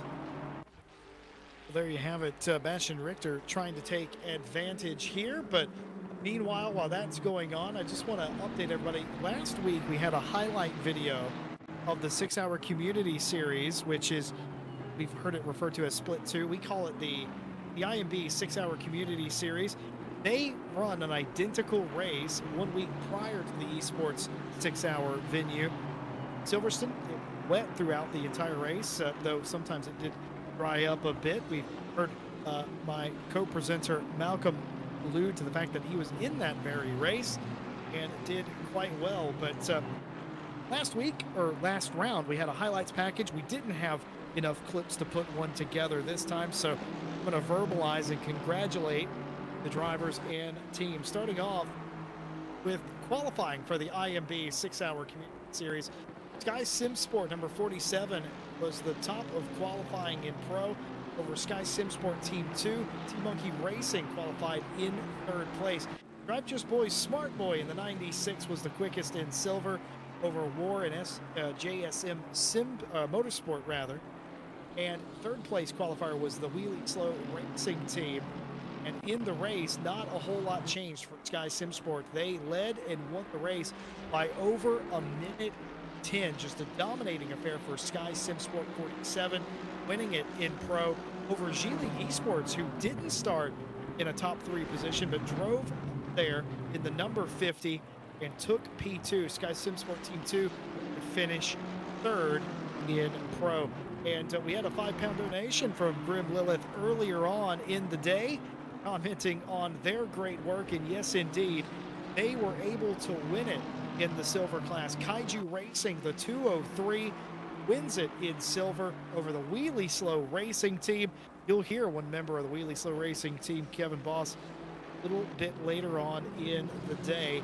And in third place, the Not Sheep Racing number 12, rather, excuse me, getting it done in third, who we're joined with one of their members right now. So we got a talented broadcast team around here, not only good at commentating, but racing as well. Hey, congratulations to everyone on their finishing positions in the IMB 6-Hour Community Series. And here's to round number 3, about one time. And if you're wondering, round number 3, we're coming to my place, partner, Watkins Glen. Welcome to the East Coast. I mean, Watkins is a good. Don't you it's do a good that. track, but it's not my favorite. It's not one I'm very good at. I think it's more because I'm not very good at the track. But we'll see in a month's time how well we place. I am offended that you're offended. You know, there's I think better tracks. Road Atlanta. Road Atlanta is my favorite of the bunch. I would like to speak to your manager. I mean, what's wrong with Road Atlanta over Watkins? Watkins Glen. Road Atlanta is a fantastic racing facility, as Exactly. you see Paduano and Rivkin going at it here for effectively 11th place. But Watkins Glen is the mecca. Let's see. We have some penalties that have come through. A 5-second penalty for our race leader, a 5-second penalty for Vestrepa in 8th place in the 769. Let's take a look at the penalty reports and see what's gone on here since we last checked them off. There was a warning for car 51 for forcing a car off track, a warning for car 799 for an unsafe rejoin, a 15-second penalty for car 111 for losing control in turn 15, causing significant avoidable contact on the 179. Don't know if we read that one out earlier, but if we didn't, we did now. 5-second penalty, car 45, forcing another car off track. Apparently that was the 39. So that's what happened. The 45 adjudicated that they ran the 39 off the track, and that is where the lead changed hands. That on lap 19, turn 13. So a 5-second penalty for your leader, car number 45. Additionally, a 5-second penalty for car 49 for an overtake with contact. That versus the 52, also on lap 19. And on lap 20, a 5-second time penalty given to car 769 for avoidable contact and an overtake with contact. Now, I find that wording particularly interesting, Malk, because normally that would be a 5 or a 10-second penalty, but based on or a 10-second penalty thereabout. But because it was two things, avoidable and an overtake, that must mean that they felt that each individual incident was only worth a warning, but because it was a combo incident, they gave it a 5 instead, which again, steward's discretion, I think that makes complete sense. Yeah, definitely. I mean, you see from our penalty system, there is a factor of, yes, we'll give you a warning, but if you continue to be on our eyes and you continue to give us yet another warning, you have to be punished in some way, because again, you have to. I mean, it's not really much. I would say it's a punishment, but it's not really much of a punishment. But for these guys here, they have to know that there has to be clean, fair racing between everybody else. You can't just punt everybody else on the road. But it's stuff that's not happened like that. A lot of the time, it's just accidents that happen. A lot of it's just little mistakes. But I want to take a note over to Gaskell's penalty. So with Gaskell's penalty, that puts him into P4, but it also gives Minara a chance to actually maybe even fight back into taking an additional spot onto that point there. So yes, he's 4.4 seconds behind the likes of the podium positions, but it could give them they could give them the chance of getting into another spot if they can catch up by another second and a half on their times. Yes, indeed. Of course, something else that we haven't really touched on, we didn't really talk about it much in round number 1 a month ago, as Pertil continues to be hounded by Zimmer here, and Papin working their way back in the picture as well, as these 3 cars continue to fight over the space. A little bit wide there by David, able to cover it back off as the Coach Dave 32. That will slow up Zimmer back into Papin just a little bit. Anybody that gets a penalty, if they feel that the penalty was given unjustly or harshly, they have sort of a challenge token, for lack of a better term. They can come and challenge that the penalty was given incorrectly, cash in that token. It's a bit like challenging a play in the NFL or challenging a ruling in the NFL. Each team has one, and if you are correct that the penalty was incorrect, you get to keep that token. If you are deemed to have been incorrect, however, that token gets taken away. You only get one for the entire championship, so it's not like the teams are necessarily defenseless in any sense of the word. They've been given this device, this token, if you will, to sort of challenge if they feel they need to after a live ruling. Something's just happened with around the leaders. Cars gone off of the racetrack in that section in the Loop Village area, and I think it's the 255. It is Philip Minar in the 255 that's gone off. I'm pretty sure somebody's gone off in that section of the racetrack. They went off in Village and they only came back on in the Loop. I'm unsure exactly what happened there. There was definitely a car off that may have been a lap down, in fact, but was somewhere near the leader. I was afraid it might have been Gaskell themselves, but it was not. I think everybody's there. Somebody's had a disconnect, I've just heard now. Oh, that's not really great to hear, because obviously, yes, these things can happen, and it's just absolutely detrimental, because again, once you come back on the server, you can't just drive away instantly. You have to wait a minute or 2 minutes, depending on how long everything's all set up. And it can be heartbreaking, because obviously you're going to be a lap down on everybody else. And you're just going to have to puff through it. But we'll see if they get a chance to reconnect and see if they can get them back, get them on their way again, because it's a damn right shame when stuff like that does happen. Sure is, folks. We are very quickly coming to the end of the first stint here, as a lot of the teams will be considering doing their first pit stop. Well, they don't have a choice. They don't have to consider anything. They have to come in every 65 minutes, which what will that do? Well, they'll get fresh, wet Pirelli tires on the car. Certainly nobody at this stage considering anything other than a wet weather Pirelli tire. They're going to brim the tank back up, or they might not, actually. They likely will only put as much fuel in the car as they absolutely need for a 65-minute stint. You don't get any bonus points by brimming the tank. And you might do that later on in the race to have a quicker stop at the end, but that's not really something that matters a whole lot right now, unless you are genuinely considering trying to shave off time early on and do the massive undercut that pays off 4 hours from now. That would be a heck of a way to go, you could certainly say. But what else does that do? Anyone with a time penalty, that will also be served on this pit stop. So Gaskell, your leader, will not be, in theory, your leader after the pit stop is finished. Estrepa might not be inside the top 10 as well. Everybody will serve their respective penalties on this stop, and they will have to come in. Everybody who hasn't already, many cars have, but the top 10, 15 or so have not. They will have to come in the next lap.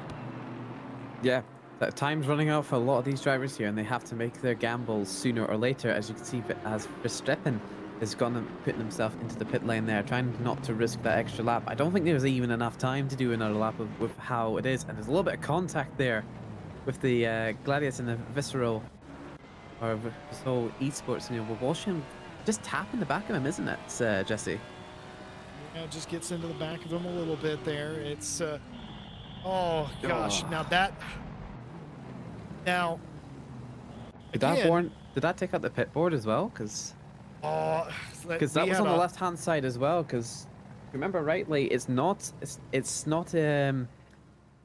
really a sportsmanlike thing to go and hit something like that. But I don't think it was there when he was driving in. well, you guys don't know this at home, but our broadcaster Stewie, he's the best in the business, and beyond that, he's also an investigator, and that's what he's doing now. He's going to investigate what actually happened there. We had a whole snafu in round number 1 at Kyalami. It was stated in the briefing that you know where the pit board is, stay away from the pit board. It's in the stewarding rules to not hit the pit board and avoid it at all cost. It was taken out at Kyalami. There was a huge to do about that. This is the 5-second penalty, I believe, from the lead changing hands. Jardier in the black car. A little bit of contact there, a little hip check, if you will. And that is how the lead changed hands. And that's how the 45 of Gaskell and Asatek got that penalty. What are your thoughts on that? It's just a little bit too opportunistic, I want to say. Because, well, yes, Honzig decide. Yeah, he did go a little bit too wide, but again, it's Gaskell that has to be the one that gone a little bit too deep in trying to hit the side of him. But it all really sort of depends on braking points and all that. But the stewards will look into that. They've got the telemetry. They can see what exactly they do compared to all the other laps here. We'll get another replay of the entry of Gaskell into the pit lane here. As they're going into the pit lane here. Yeah. It just seems too much on the side and just go right on the edge there. So that'll be where the pit board is. It doesn't show on our side here, my side from what I can see. But if that was there in the start of the race, and it was taken out, around about that time there, the stewards will definitely be looking into that and see if anything changes from that. Top 3 leaders in this time, Gaskell, Whitehead, Jardier, all in the pit lane. Now, will they change driver? They don't have to necessarily, but some may not. But Gaskell was in the pit lane with 10 seconds left on the stint timer. Whitehead, 7 seconds. Jardier, slightly less than that, probably closer to 5 seconds in Jardier's case. So they all got in, as far as I could tell, cleanly. I worry about, did Gaskell hit the wall or speed? And he did. That's exactly what I was going to say. I worried that Gaskell sped into the pit lane, and that's why he was that close to the wall. He was out of control, and a 5-second penalty has turned into a bigger penalty because of speeding in the pit lane. Your former leader of the race, Gaskell, stop and go 30 for speeding in the pit lane. When it rains, it pours, and no pun intended. Yeah, it's just unfortunate for those things there, because I mean these things do happen. It's not something that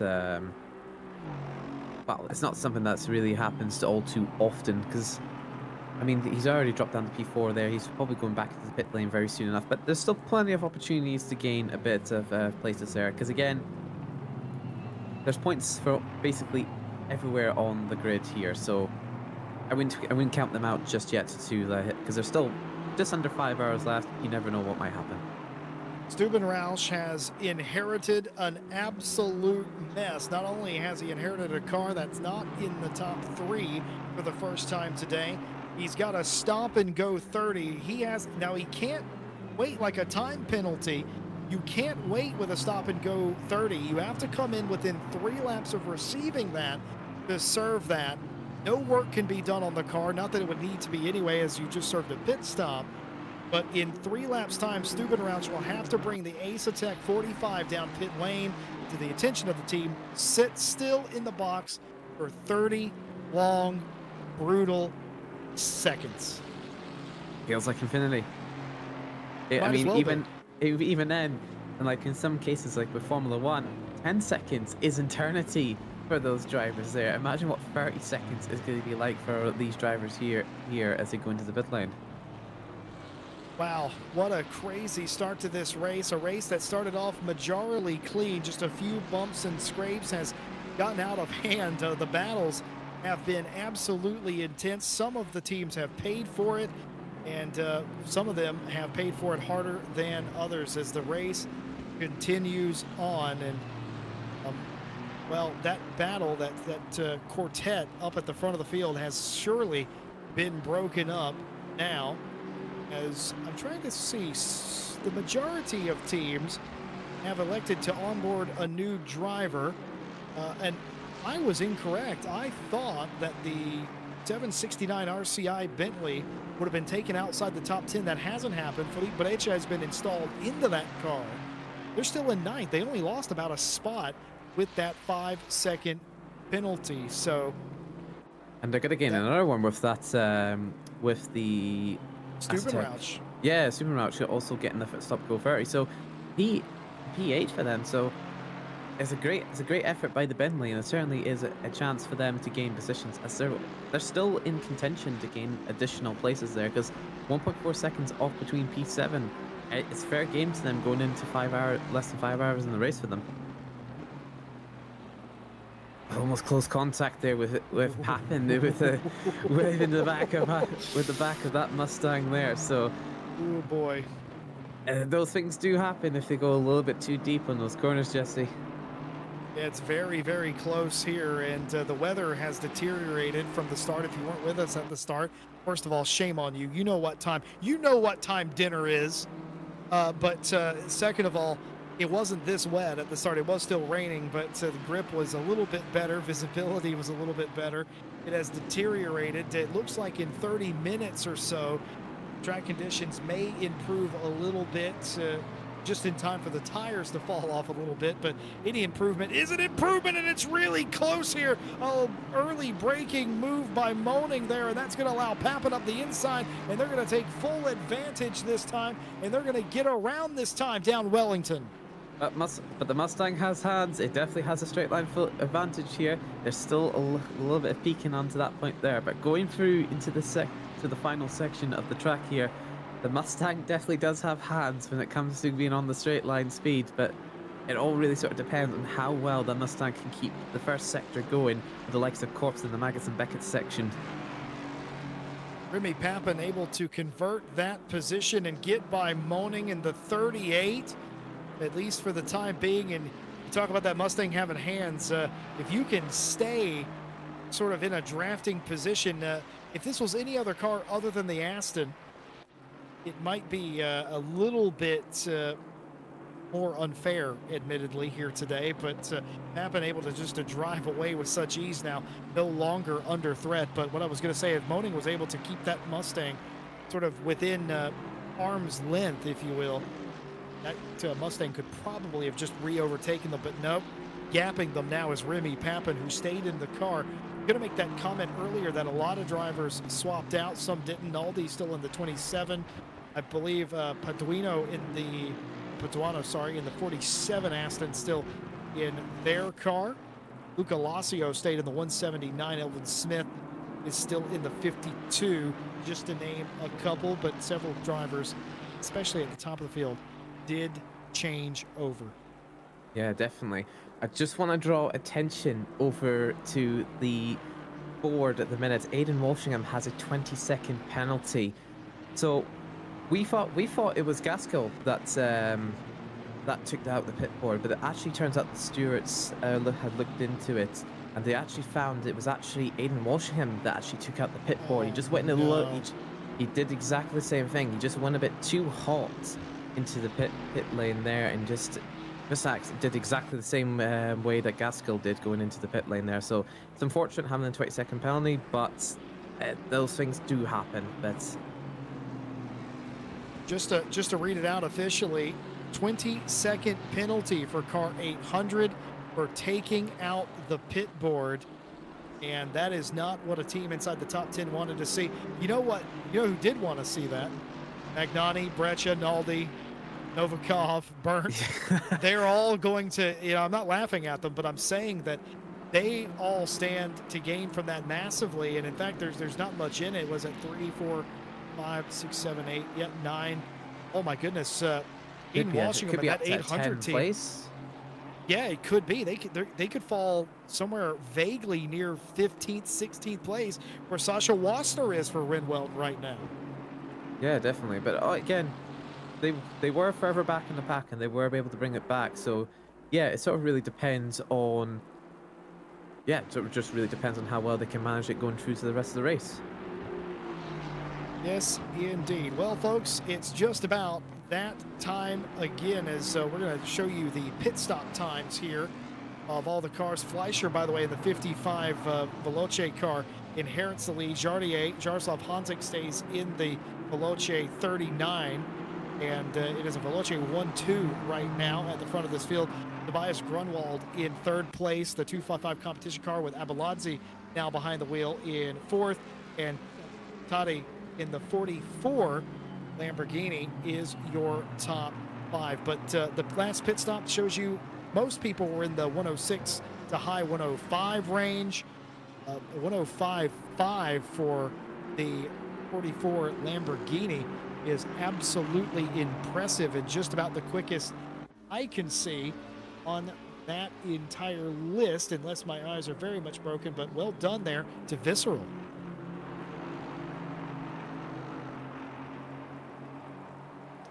Sorry, Jesse. I was just looking at some of the replays for some of the action that's going on here. A couple of say close side by side action, but I was gonna say nothing to report on my side there when I was looking at the replay. There you go. Well, folks, there's your pit stops, and it's just about time for us to take a break here in the booth. Don't worry, don't go anywhere. We'll be right back, and what we're going to do is we're going to shut up for a few minutes, and we're going to take you on board a car of our broadcasters' choosing. You're going to get in the car. You're going to be able to hear the sound, turn the volume up, enjoy the soothing sounds of Sasha Wassner's Rinwelton number 72 Ferrari 296. Don't go anywhere. We'll be right back here for more coverage of the 6-hour esports series here on RCI TV. Turn the speakers up. Enjoy.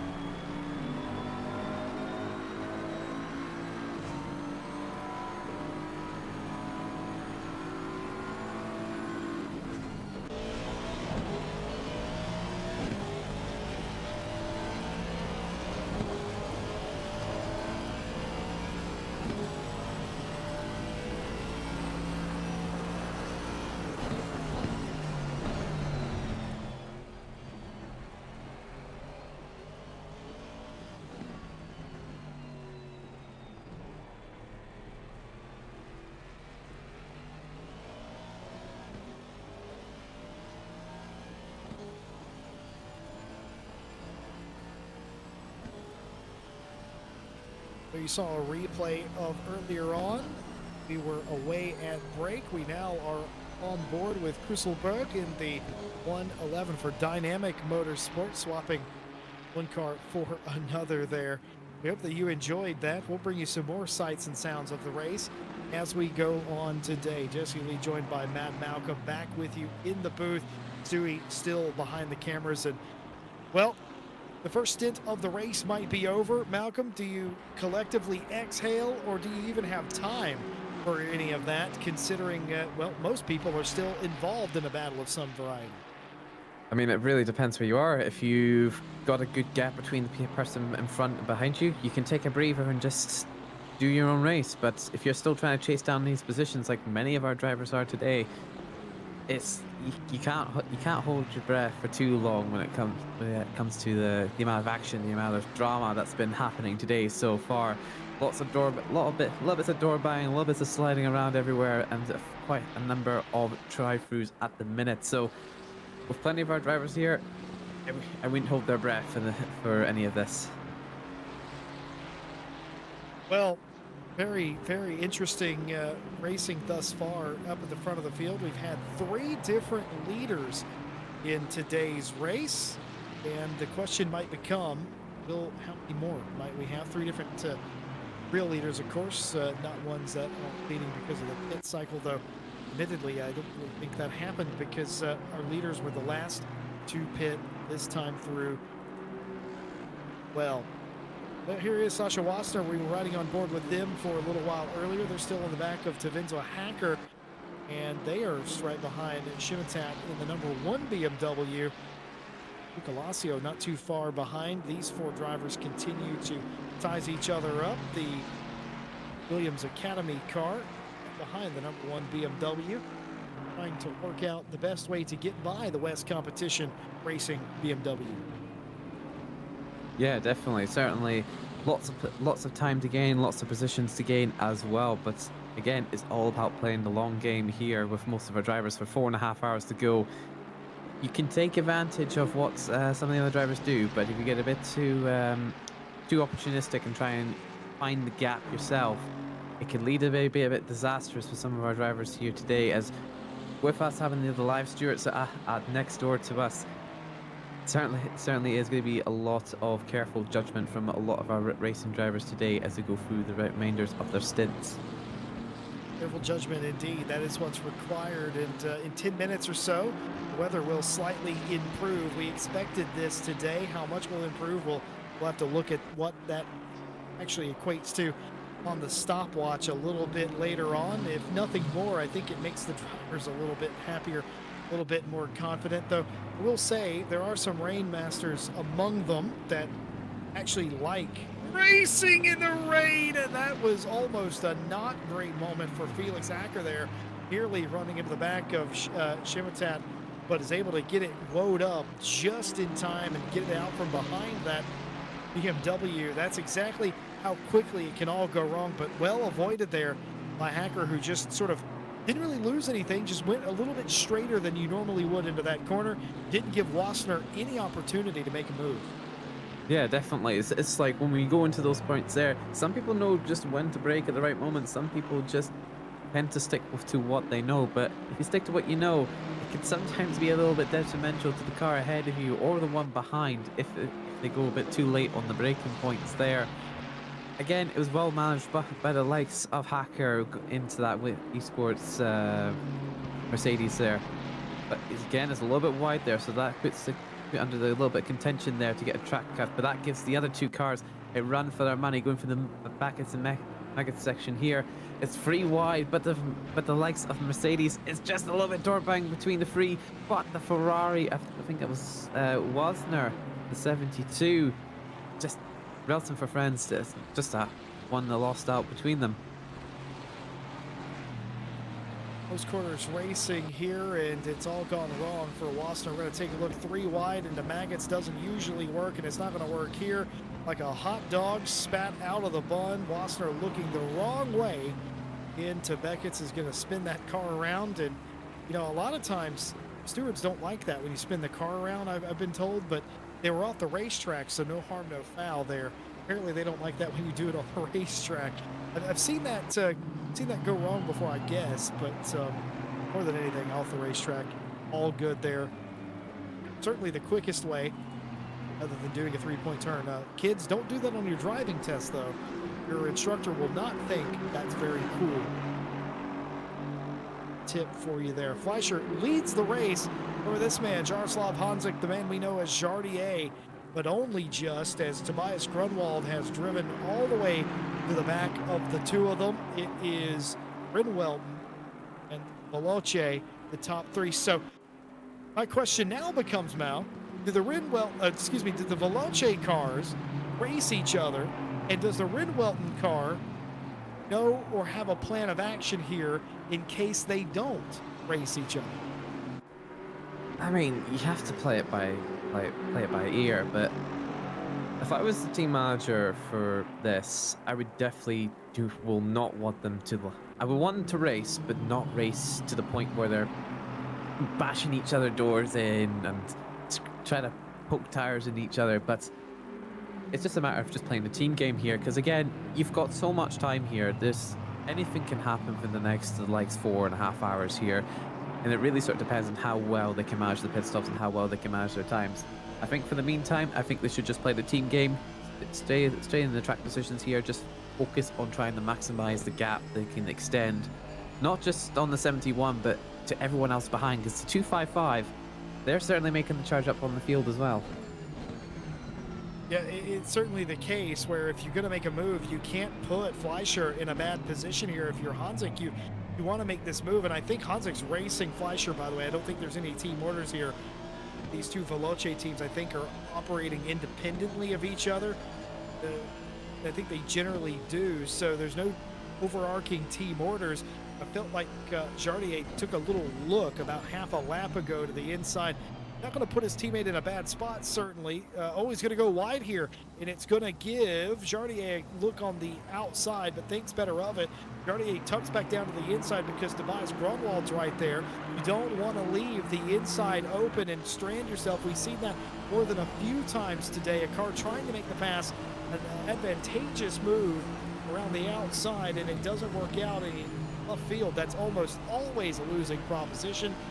Jardier able to maintain that position, realizing where they were, the unlikelihood of that move coming off. But Jardier is absolutely racing Fleischer, and they may be teammates technically, but they're not really. They don't race on the same team here. Oh, look up the inside. Tobias Grunwald making a move into Beckett's. Could that have been an ultimate opportunistic move? Thinks better of it, backs out of it.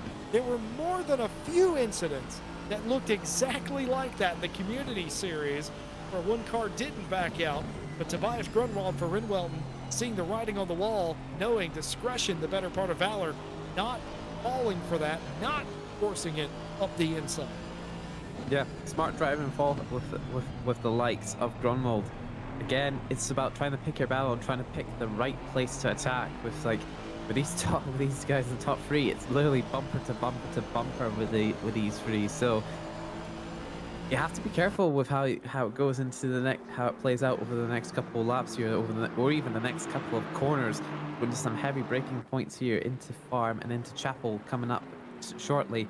It's all trying to maximize the right part here, but a little bit of gap opening up between the likes of the 55 and the 39, but the 39 is trying to fit. Look on the inside line, just couldn't find that gap big enough for him to fit through it.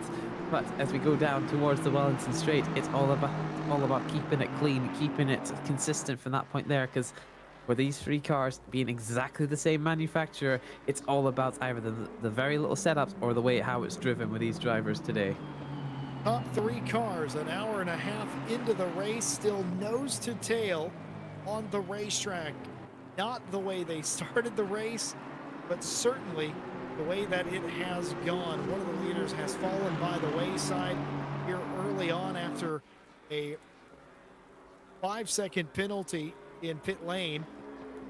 Ended up ballooning into a stop and go 30 after the pit stop was over because they sped in the pit lane, and another victim of track limits has just popped up. It's 11th place, the 138 Novikov has got a drive-through penalty for extending track limits to much. So the 138 is the newest victim, and that's the CRT.Pro car. They finished inside the top 5 in round number 1. Looking pretty good today, but that drive-through in the middle of this stint, that's going to set them way back. Yeah, it's all sort of really dependent on how it goes by race to race, because while there might be one car that might be the best overall over the season, sometimes you just can't hold the car together in some of these parts here, and that's just unfortunate to get the drive-through. But as we've seen as the race has gone on, that sea of Astons, the tide has come out, and it seems like a lot of the other manufacturers are sneaking their way inside the top 10. As we go see a replay of Papin in the number 49 here, we'll see what happens onto the likes of Copse Corner. Looks like they got a little bit of a better advantage going towards the likes of the exit there, but still nice and clean from that point there. These cars starting to move around a little bit. We are in that period. Oh, and we are going to get this, folks. It's going to be light rain in 30 minutes.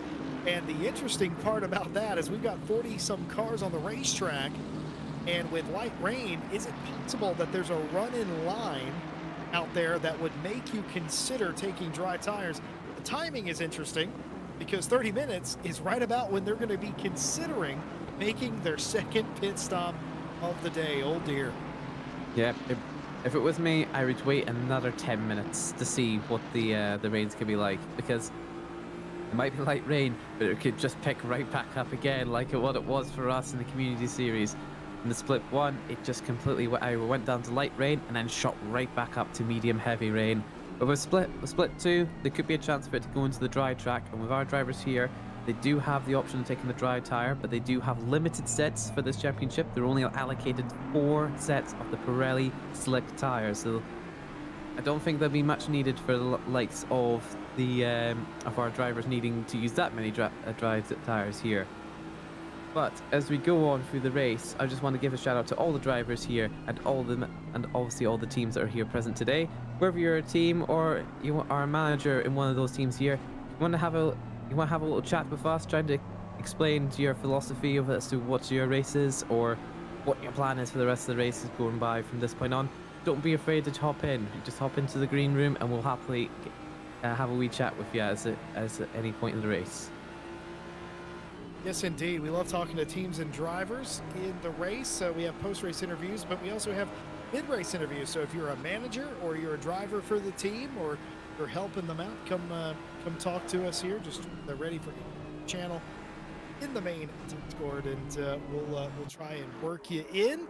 And we love hearing from the teams involved. And when to be a fly on the wall of these teams right now, it's going to go wide here as Jardier. That's going to allow Grunwald up the outside, or is it not quite there to the bumper, to the rear tire? He's going to be on the inside, is Grunwald, but is that enough? The track may favor Jardier this time through, and it will as we go through the loop this time. Oh, little argy-bargy, close corners racing there, trying to get back to the throttle is Tobias Grunwald. Is going to lose a little bit of ground. Fleischer is able to drive away to the tune of a second. That's the biggest gap he's had in some time, as it looks like Jardier survives another attack as they went into Village in the loop that time. Yeah, definitely a little bit scraping here and there. As you can see, a replay onto the likes of Krosberg. Goes through the likes of the corner there, a little bit of a squirrel there. I wasn't sure if it was enough to make a tap onto that Mustang, but that just concedes the decision to that Ferrari ahead. Just as a point out there as well, we did actually lose another car. We did lose the 201 Gladius competition car of the Mustang, the AMR Vantage. So a little bit of a shame there as they're closing up their garage door. Unfortunate. Sometimes mechanical issues manifest themselves in weird ways in sim racing, and mechanical issues can mean PC, hardware, anything like that.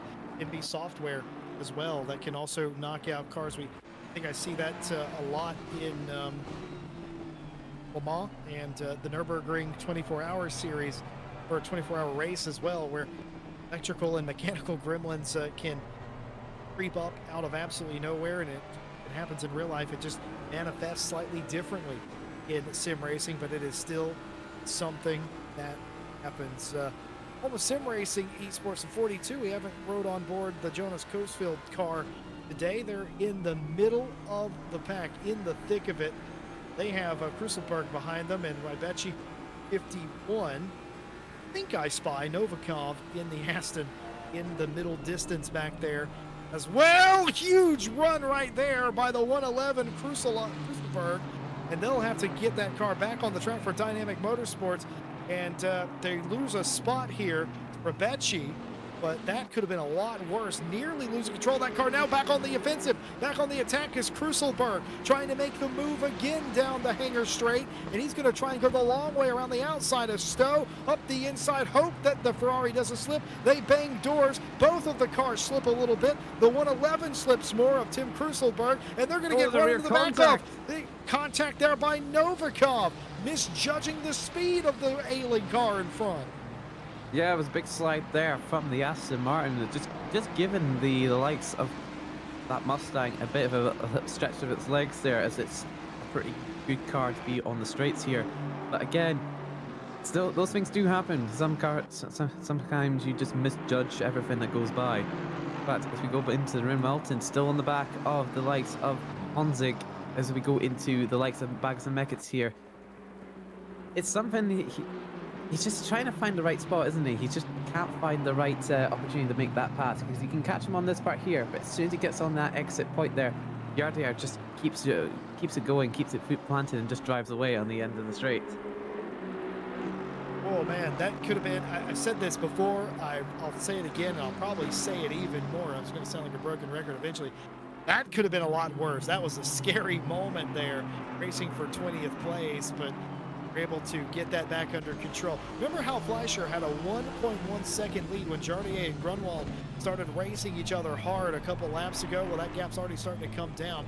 3/10 has been taken out of it. Jardier and Grunwald catching back up. Clearly, Jardier and Grunwald a little bit quicker. Who's to say of the two of them the quick is? Fleischer, though, inherited the lead of the race and has led ever since the pit stop cycle has completed, but I wonder how much of that is down to these two going at it, Rinwelton versus Veloce. Yeah, so it really more depends on what's going to happen in the next few laps here. Whether or not that's the pressures that they're setting themselves is correct, or not overheating their tires, because a lot of this racing here, you're going to be heating up those tires, you're going to be putting them alive, but you have the chance to overcook them, you have the chance to overpressure them, which could be the case with the likes of Yardier, because he's a little bit struggling on some corners, but he just seems to have the better outright pace on the straights. All part of it too, and if any of these teams have elected to sort of trim out the car a little bit, meaning that the wing is not maximally efficient, you will have an advantage as well. You're looking at identical cars like these top four Astons are, and still they can drive completely differently based on what sort of aero you have on the car, your tire pressures, what damage you've done to the tires based on the caster and etc. and so forth. They could drive completely differently despite being the same exact car you got from the factory floor, and that's the interesting thing about motorsport, not just sim racing, but motorsport in general, is all about what the team wants, and one team may want something completely different as opposed to another team. But variety is the spice of life after all. Certainly is. I mean, with a lot of these cars here, they're all exactly the same. It's just the few minor details when it comes to the way of how the wings are set up and all that sort of stuff. But I think with the majority of our drivers here today, I think setups will be very much similar to what it would be for everybody else because of the wet track. But you never know. Sometimes the driver has a better handling of their car than some others. It all sort of really depends on the conditions and just where the car is on track compared to everybody else. Back together again. Controller McKenna McConnell confirming that the 201 did in fact retire, or has in fact retired due to a disconnection. We will not expect them back. I don't think there's anything that says they can't return.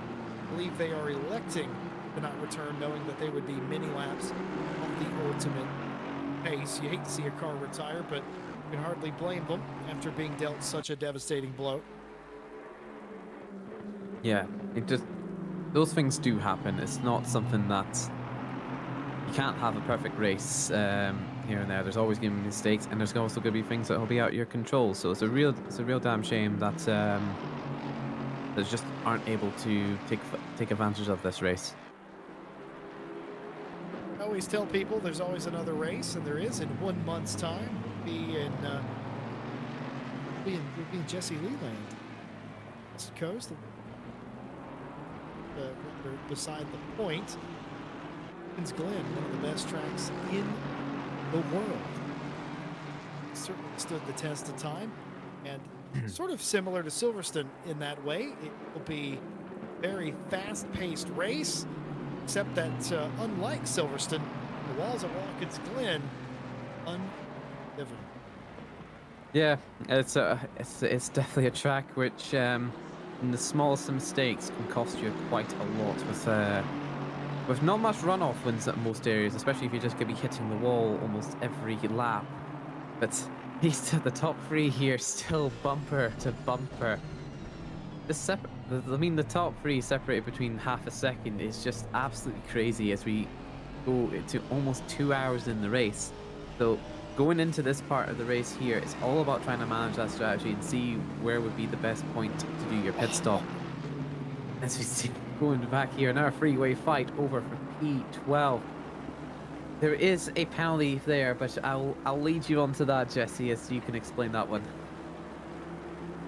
Well, let's see exactly what's going on there. 15-second penalty for car 777, an unsafe rejoin leading to avoidable contact. That was back on lap 43 in between turns 3 and 4. So that's Maggots and Beckett. So they are deemed that the 777 Williams car rejoined unsafely, maybe after even a little bit of contact, perhaps. And they can't do that. You have to rejoin the track in a safe manner. You are given sort of the exit of Maggots is a natural sort of rejoin point on the outside. But if you rejoin too early, you can get yourself in trouble. That's exactly what happens. So yeah, like you said, the elephant in the room. Speaking of which, there is a car that stopped at that exact point of the track there. Just goes a little bit too fast there onto the Beckett section there and just completely lost this full of it.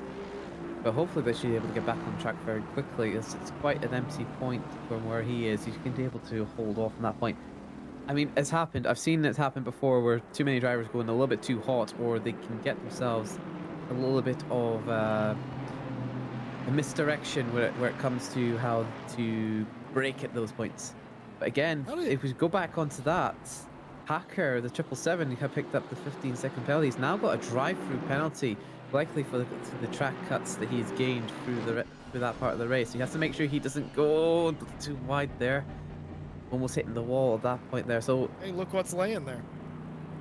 Yeah, it's pit board. Oh dear. 777 getting a drive-through for track limits. Now, as far as I'm aware, that doesn't erase the 15-second penalty under that was given by the stewards, the drive-through given by ACC. So they're going to exit the pit lane here, and they will still have a 15-second penalty to serve on their next pit stop. And yes, indeed, exiting pit lane is Devinzo Hacker now with the Williams Academy 777 car. And they will still have 15 seconds, so that was a drive-through penalty there.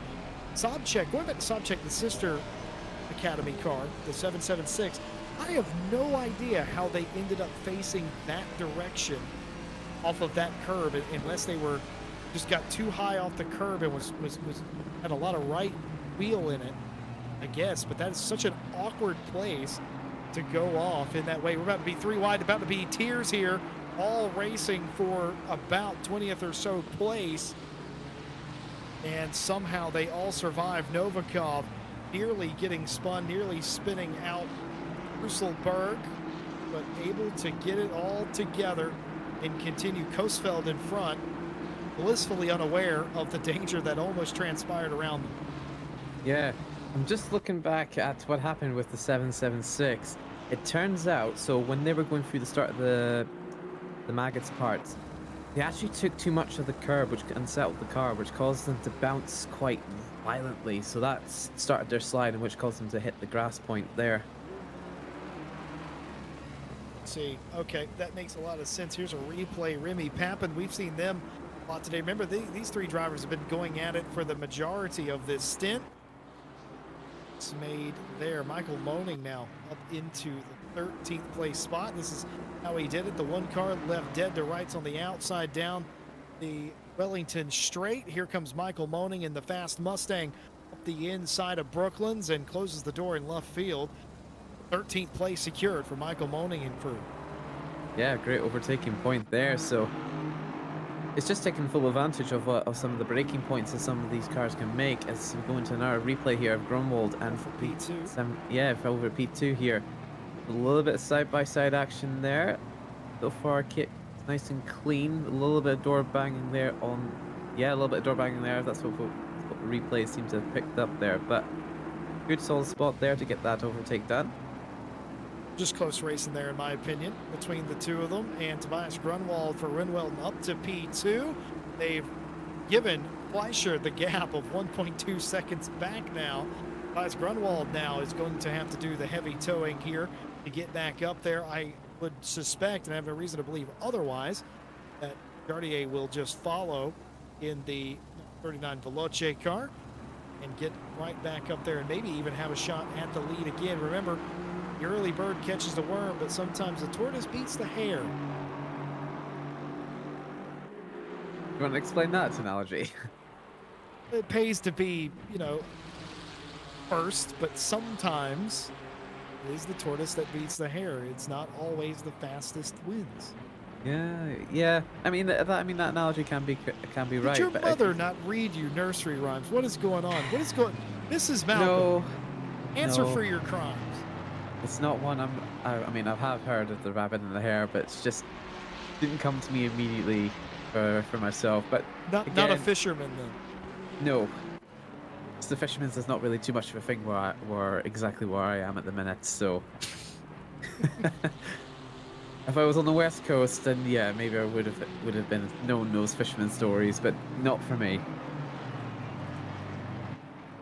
Right, it is. Well, we have a little bit of a controversy brewing of who actually knocked over the pit board. Further review determined the 32 was actually the culprit of knocking over the pit board. So the 32 has been given a 20-second penalty, which means that the 800, that penalty that they received for knocking over the pit board, will be reviewed, could be potentially reviewed post-race, is what we're being told.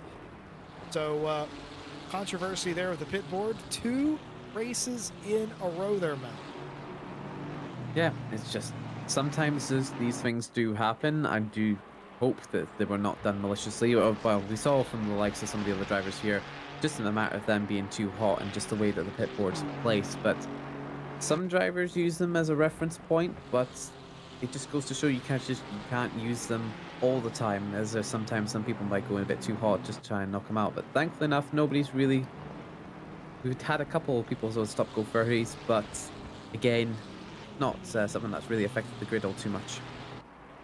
Yeah, so what will happen here is the 800 can appeal that based on the findings that the 32 may have been the first one to take out the board, and the 800 might have a point after all that they didn't do that. But it's between that's the political side of racing, and hate that. We'll get back to actually good racing here. Linus Lukoven here for the LJ Esports team. Another car certainly driving on the hood cam, or bonnet cam, if you will, depending on what part of the world you're from. Get by Elvin Smith here in the 52, who themselves is trying to get by Warner, who themselves is trying to get by Wassner. It is a hornet's nest here, and you can really feel that here with these Brabham cars trying to get by. Yeah, all fighting for action here for these 4 cars. It's all sort of really more dependent as the 2 Brabham cars. I was going to say Brabham cars, if I'm not mistaken.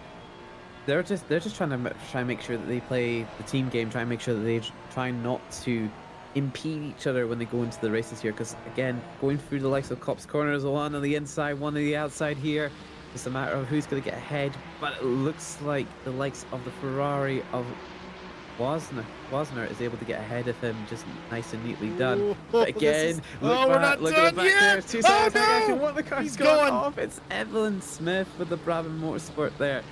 Definitely not the way to go when it comes to like. He didn't really lose time. He's right there.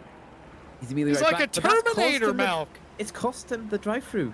he's got the drive-through from it, so Oh, no. it's gonna impede them. Oh, But contact here. Contact oh, here on the straight. Hanger straight contact. You don't want to see that. more More contact. contact. There's going to knock. Elvin Smith has knocked the 72 into the 22, I believe. Is that the 20? That might not be the 22. That might be the 20. Either way, it's a Ferrari sandwich. Elvin Smith frustrated that he's gone off of the racetrack. He's got himself a drive-through for track limits. You saw that live, and he went into the back of the Rinwelton car and knocked into Lukabin, and then all of a sudden, he finds himself in 16th, a place that he won't get to keep. Remember, he's got to serve that drive-through in 3 laps, and he's done nothing but annoy Wassner and Lukabin now. Yeah, it's not great news for Elvin, but there's not really much he can do about it because with the drive-through, he's going to lose out to those cars in the competition here. But again, that's something the stewards will need to have a look at because obviously that was he could have slowed down. He could have at least lifted the throttle when it comes to that. But again, the stewards are looking into it, and they'll see what will be the case when penalty-wise. Oh, That's man. the likes of the other Ferraris looking on the outside line, but he's not able to capitalize on it yet. If he's able to get on the inside out of the Ferrari, Elvin Smith is taking a bit of a squirrely ride there, so that's going to impede him going through the exit of the likes of Brooklands, going into the likes of the pits right here. He's gone into the pit lane to serve his drive-through penalty there. That gives the likes of Linus, LJ Esports, the chance to get ahead on the group there. Well, I'm glad that they sort of separated ever so slightly there because if Elvin Smith wanted to, they could have continued a couple of more circuits around the racetrack. And I'm going to tell you, that probably wouldn't have been wise because patience nearly boiled over right there in a very bad way. I think Linus did not appreciate, and probably neither did Wassner in the 72, the way that they were raced right there, but neither did Elvin Smith. And I think patience kind of ran out. And if they would have continued to be around, that would have been an even bigger incident than it already was with a drive-through and a couple of argy-bargy elbows out moves right there. Yeah, so all really sort of depends on how gentlemen-like they are being at the minute. It's not they're getting their arms out, but they're not exactly throwing hands at each other just yet. As the likes of Vesta Sport trying to find their way in with Rebecci trying to find a clean gap into that overtaking spot there. But he isn't able to get it yet, but can get a better run-up than, say, the likes of Wassner ahead. But really sort of depends on how well they can get it out, because a lot of these cars, there's 2 Ferraris and an Aston, it can go either way between those 3 cars. Well, from that battle to this battle down to 3 cars, it doesn't get easier. Roberto for Vesta Sport finds themselves in the middle of the train right now with the Wassner in front and Brusselberg immediately in front of them, or excuse me, immediately behind them, I should say. And it is Ferrari and Aston all fighting each other here in the mid-pack. We talked about how much of a chaotic sort of, I don't want to say mess is the wrong word, a chaotic ballet it was at Kyalami in the middle of the pack. I was wondering if we'd get the same today. Well, kind of. We've got the same in the middle of the pack. The front is way more competitive than it was in round number 1, but the middle is still chaos incarnate as the 20 comes down pit lane. Now, that's probably a scheduled stop, but an early one. Sometimes it's beneficial to get the early stop on the competition, because again, they've got leeway with the rest of the track as well, because you do maximize your stints into the end. You've got 40 to 45 minutes at the end to make your sprint, so they can take their time. They can take a chance to take a little bit of time here and there, so in that way they can maximize the undercut or an overcut. It really sort of depends on how well they can play the traffic. I think too, you make a good point, because Lukabin there came into the pit lane. Remember what they just went through. They lost a couple of spots. They were in the middle of that train and probably didn't really want to be where they were and have to make up those positions. Naturally, it would probably lose more time doing that. So yeah, come in early and put new tires on the car. Know that it's going to decrease in rain. By the way, still in 10 minutes, we're going to get that, which is right around the time everyone is due for a pit stop. Everybody has to come in a lot of people came in early, so they'll have to come in earlier, but the maximum any driver can stay out is an additional 9 minutes, 30 some seconds from now. So if you look at the weather widget in the top right-hand corner of the screen, 10 minutes, we're going light rain. 30 minutes from that, in the middle of the next stint, it's going to be lighter still. What do you do in this pit stop? And if you come in early, I think you handcuff yourself a little bit. I think you stay later, you can wait and see maybe what you'd want to do. But either way, you're not going to put slicks on now. I wonder if anybody is feeling the gamble is worth it to try and go on slicks, assuming there's enough cars, assuming the rain is going to be light enough. Because if one car, folks, gets it right, meaning that dry tires will work on this racetrack, and they do it right before the crossover point in the racetrack where the times equalize. If one person does that, they are going to feel like $1 million, and everybody else is going to look a bit silly. Does anyone try it, though? I don't know at this level if you can do that. I might if it was a community race, but here with $7,000 a prize pool, I don't know if I could risk it. Little contact there indeed. Yeah, I mean, for me at least, I'd stick safe, stick to the wet tires, because even though it might be light rain, we have had medium heavy rain for the last good hour, so I don't think the track's going to dry up that quickly anyway. I think this what we're going to see is going to be a few drivers taking a lot of PSI off their tires just so they don't overcook their tires on the pressures. But again, half an hour of light rain with even less rain, I just play it safe and just stick with the wet tires at this point, because the track's still wet. There's not really much that's going to change for the next 10 minutes unless it suddenly goes dry. That's a sensible answer. That's the right answer, and I hate it. Go for it. Somebody put dries on and give it a go. We knew it worked in the community race, or could have potentially worked in the community race a week ago. Somebody should do that. There's several teams here on this grid that were in that community race a week ago. They will likely have more knowledge than anybody else on what to expect and what they can expect, because it's definitely... We're not quite there yet. It's still sort of medium rain, but it is lessening even still now. Everybody will need to come in at maximum. They have 7 minutes from now. Several teams cut it incredibly close. The 71 is one of those cars. Jardier is another one of those cars. The Renwelton and Veloce entries. The 55 Veloce car, I think, came in slightly earlier, maybe a lap or so, than the leading did. Or maybe I have that wrong and it's the Renwelton car that came in a lap earlier, but you get my drift. Time's dwindling down. Getting into the light rain portion here. Will anybody gamble? We'll know, and you'll know at home too, because the sidewalls of the tires, instead of being black, wait a minute. Did I see lettering on the RCI car? There's no way. It could be, but there is a chance where it can sometimes come up as a visual glitch. There is a times where ACC does show it is dry tires, but those are dry tires. I don't think they are.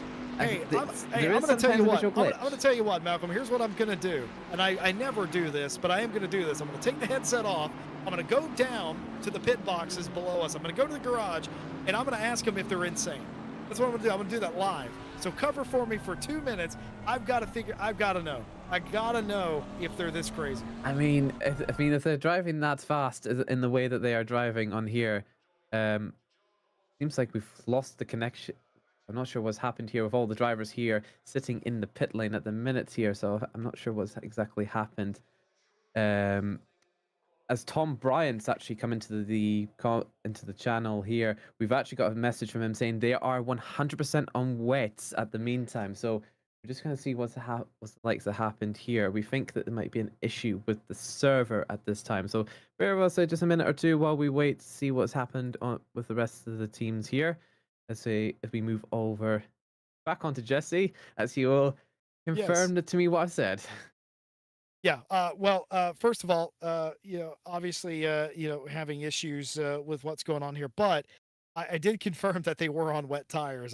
I went and I looked I looked at them and I looked at the computer, admittedly, and they're definitely on wet tires. So I have no idea why, considering normally that bug occurs. Join late. It's not what. Yes, Not it looks. entirely sure what was going on with that, but the tires were absolutely wet tires at time. Funny enough, Chet's claiming that I crashed the server. I did. Listen, I yeah, leave the you did. box and You it did. all Blame hell Jesse. breaks loose. Blame all on Jesse. What are you, my wife? Anyway, it's like here's the thing. Sometimes when I leave the box, yeah, it's Halloween season. Spooky things happen, and it has done on this occasion. But no, the 769 team was on wet tires at the time. And now I guess we won't know what the strategy was going to be from all the teams, because when everything gets rebooted, the weather pattern's going to change entirely. Yeah, certainly. I just want to go back over to what we were talking about with the hit time, with the stint timers and all of that. As I saying, all of them were within 4 or 5 seconds of each of the actual time itself. Certainly won't beat my record anyway with last year's RCI World Tour. I got it down all the way to 1 second, just about to tick over to the zero. So I want to say that that was, what was that? That was Valencia, I think, last year that we did that. So I did have to bash, maybe had to push my way through a few in our cars, but I don't think anyone will beat that one. Yeah, I've seen you do that. I've called races where you've gotten really, really close with that sort of thing as well. Some of you, and if you are a veteran of now, like you are, Mr. Malcolm, um, sometimes you cut it really, really close. Sometimes you get it right. Sometimes you don't. Really sort of depends on what happens though, because even the back marker could even cost you that. Um, Still getting blamed in chat for the server going down. It was a coincidence, though. I promise it was an absolute coincidence. But if you're wondering what's going on, the race has been suspended briefly as we reset some of the switches. We'll get back on the track and restart from however much time we had left. A little over, or a little under 4 hours, wasn't it? Really, we were quite close to 3 hours 50. I would suspect that we will probably take this time in consideration of the time that we're down, and as if it were a red flag in a real race, the timer, there's a timed event, continues to tick down. In the meantime, we'll show you some of the highlights of the first 2 hours of the race. Jardier for Veloce out in front in qualifying, and was able to secure that spot into turn number 1. 45 of Asatek Sim Sport able to take P2 and would eventually have the lead for a while before getting some penalties of their own and being relegated back several positions. Rinwelton and the 55 Veloce car, 4th and 3rd, respectively, were screened, would swap that position back and forth, and then eventually Rinwelton would swap the lead back and forth with the 39 Veloce car. As well, 45, current leader of the race, Asatek, getting it done out there, or what were the leader of the race, so to speak. What's your takeaway from the first 2 hours?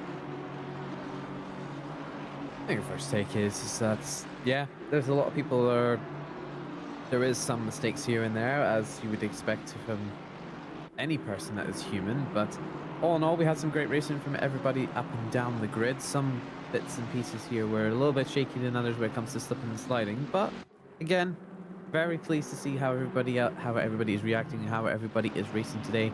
Plenty of action, plenty of drama, so I'll be excited to see what the next 4 hours will bring. A couple of hours down, but still many more to go in the race, not even at the halfway point. The brief intermission. The the server and get all the teams back in. They'll grid back up, take back off.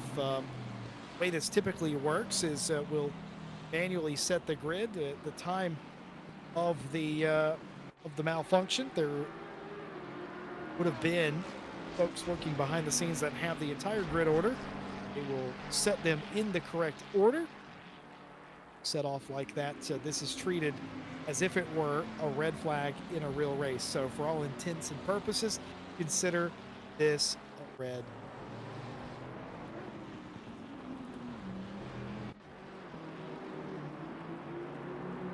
My big takeaway, I think, for the first couple of hours is just how unpredictable it's been up at the front of this field.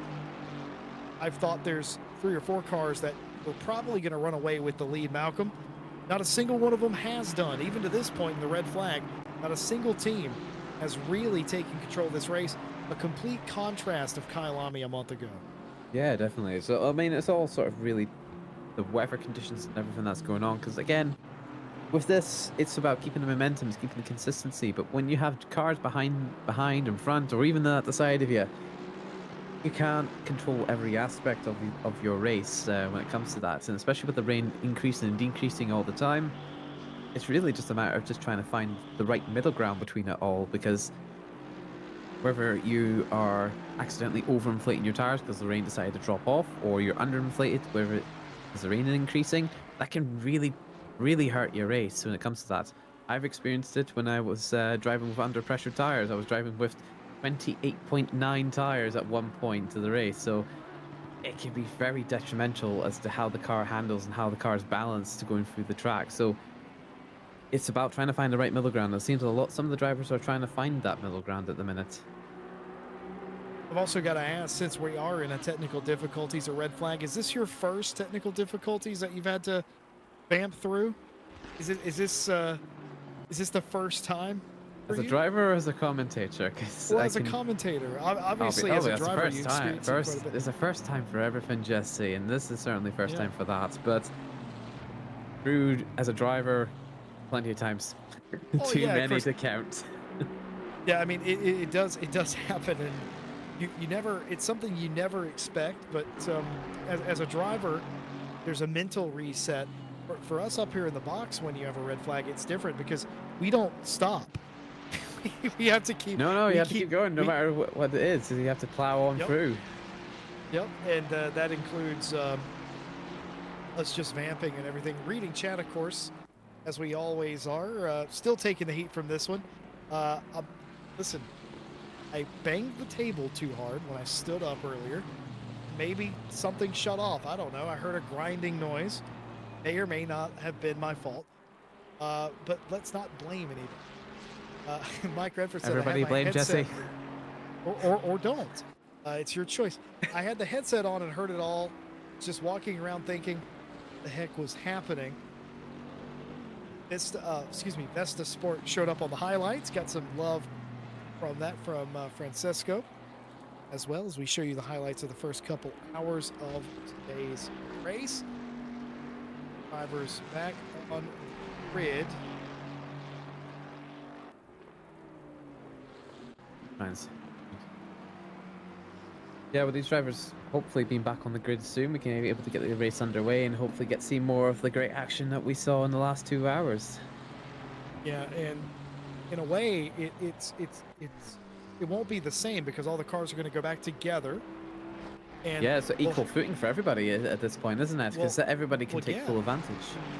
We'll have a restart, which is going to be frantic because the original start was fairly gentlemanlike, as you would put it, and I agree with that assessment. Anybody who had penalties, anybody that had penalties will get their penalties back. I wasn't going to say that out loud. Now that you have, if it does occur, it's your fault. You can take the blame. Hey, jinx it now before we actually say it, because that way we don't commentate curse on anybody. We commentate curse on everybody. I did say earlier, and nobody pointed it out very early on, there was a 3-1 didn't go moment, and I mentioned that that's exactly what happens when you get 3 wide like that, and there was an incident. Nobody mentioned it. I didn't mention it either, but literally what I was talking about occurred moments later. So what will happen is the teams will be brought back in to the server. They will be brought to a grid. They will be allowed or told to make the driver changes necessary. They will be put into the positions they were running, but it will be a formation start. So any gaps that existed will have been erased, but the position that they were in will be the same as when the photo was taken, i.e. when the red flag was displayed. So all the gaps have been erased. Malk seems to think it's going to be a chaotic restart. It has to be, Jesse. I'm going to go the opposite. I'm going to say that they're going to make it 2 for 2 today on a nice order given gentleman-like start. I think they're going to do 2 for 2. I still think it's too early in the race to go full aggression. So we will see if that is. I think what you're leaving out is some of the drivers here still have their penalties yet to be served. So those drivers there will be wanting to try and get as far as they can from the rest of the competition. Because remember, they're now all bunched up. They don't have the advantage of where they are on track. So if they take the 20-second penalty, there's the likes of the 800 or even a 5-second penalty with some of the drivers that we have here today. That could be enough to send them straight to the back of the grid with some cases on that. But because we've got almost a full hour of the racing before they have to finish their stint, they could still play it out well enough, but really it all sort of depends on how that first hour of the restart goes. Well, the drivers are actually talking about some different things in the chat that they have, some of which I can't repeat, and see how this all inevitably plays out. But yeah, some of them are commenting on what you were talking about just a moment ago about how a penalty now, if you have one that's unserved, is brutal in this case. I don't think any of the early pitters had penalties, but of course hindsight's 2020 and there's no way you could have predicted a red flag. But if you could have done and come in and served a penalty, you would have almost felt like you'd won the lottery at that point. Not only did you get your penalty removed in your pit stop, during your pit stop, you don't have to, you're going to be thrust back right into presumably a pack of racing cars, and which generally means it's easier to make up some of those spots. There are several cars out of position, I would say, based on pace and pit stop strategy. The downside is that if you have just taken a pit stop and you had no penalty, which was most of the cars, if not all the cars that did already pit, you have effectively lost your team a bunch of spots for no reason. You're going to be put back behind a bunch of cars that you're faster than. You're going to have to get by them the old-fashioned way, because the pit stop timer, everything's going to be reset except the running order and the penalties that drivers had, essentially. Yeah, definitely. It's just, it's gonna be a hard one to decide what's gonna happen here with most of our drivers here, whether they decide to go all out or whether or not they should just go for it. Because at the end of the day, they now have a better. The last stint is gonna be much more aggressive, because you see, there's gonna be a lot less time over that final stint. So again, it really sort of depends on how well they're gonna play out the restart and how well they're gonna push on forward with the rest of the like the stint. So again, it really sort of depends on what happens in lap 1 of the restart. Effectively, what's going to happen is we're going to restart with somewhere between 3 hours 50, 3 hours 30 minutes to go in the race. Consider the clock continuing to count down, even though we're under a red flag condition. Anyone who's ever watched, I know Brit Car used to fight this every year with fog, the N24 every year with weather in general. The race may be red flagged, but the clock continues to run. That's what's going on here in the background, presumably. And they're going to restart, but what that's actually going to do, Malcolm, that I've just realized, that's going to take a 6-hour endurance race and turn it into effectively a 3-hour endurance race. Yeah, so I wouldn't put it a 3-hour endurance. I put it a 3-hour stint, a sprint race, I want to say, Sure. compared to, if you want to compare it to the rest of the races on our calendar.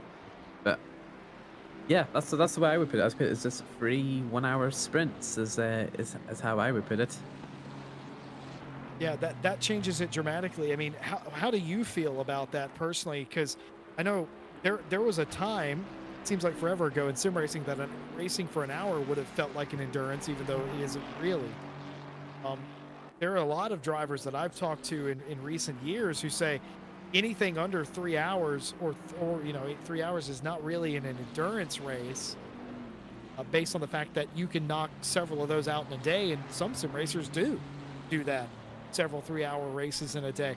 So how do you feel? Where do you sit on that? Is a 3 hour race technically a sprint to you? Do you have that mentality when you go in for a race of that distance? I'd say yeah. I think for me, I just treat because like at the end of the day, you're doing 65 minutes of driving. I would just treat it as a sprint race every single time. You just have to box instead of going across the finishing line when you're done. I would say, because I'm old, I would say anything north of 2 hours is an endurance race, but I understand and can fully appreciate that you don't race it like it is.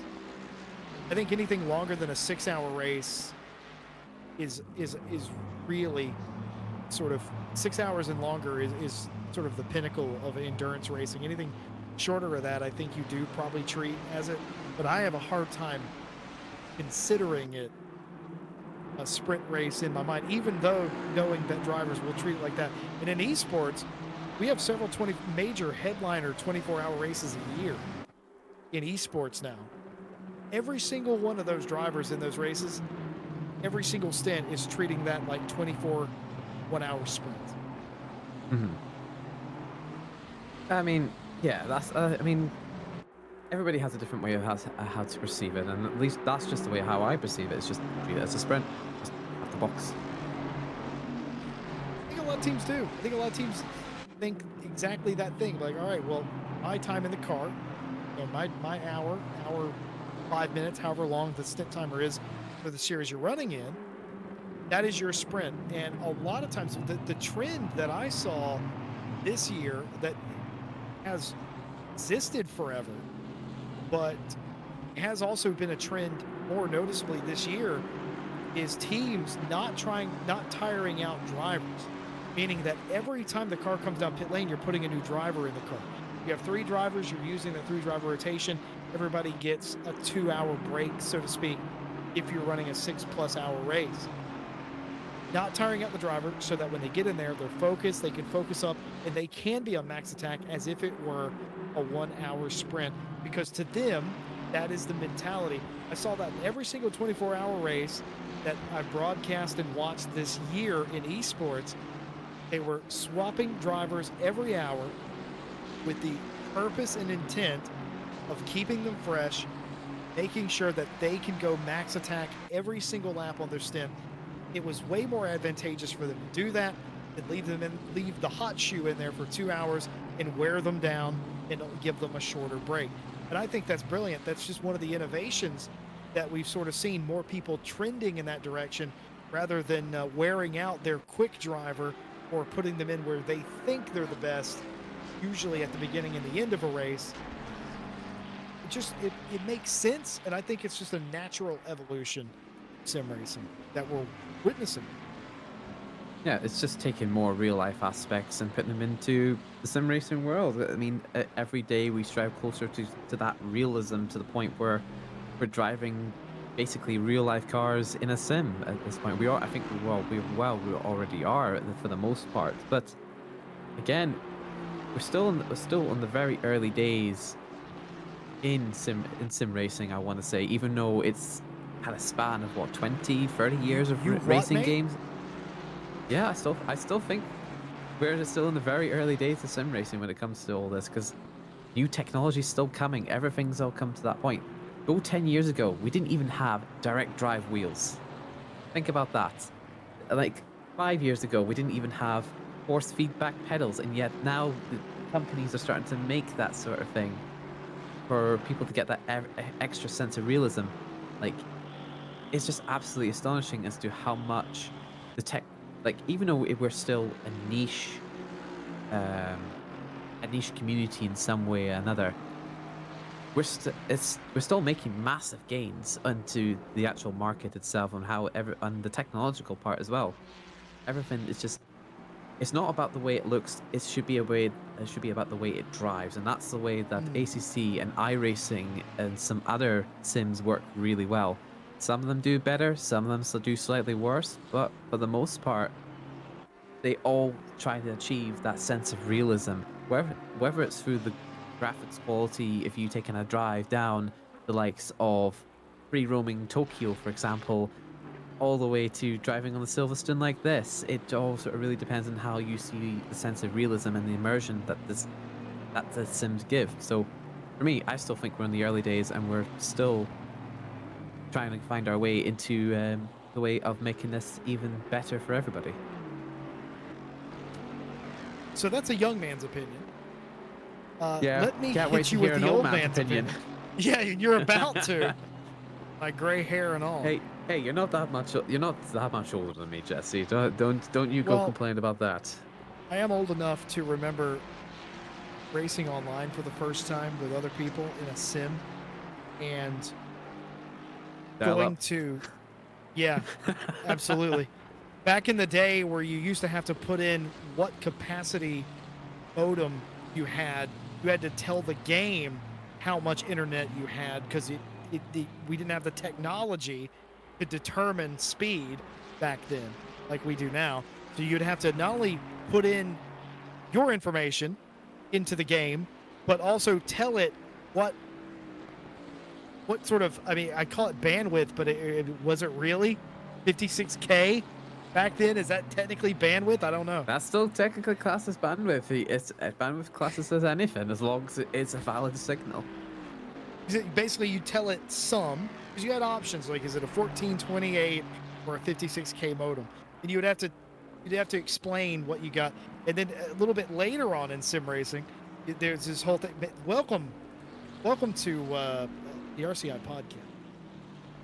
For anyone who didn't know, The first of many.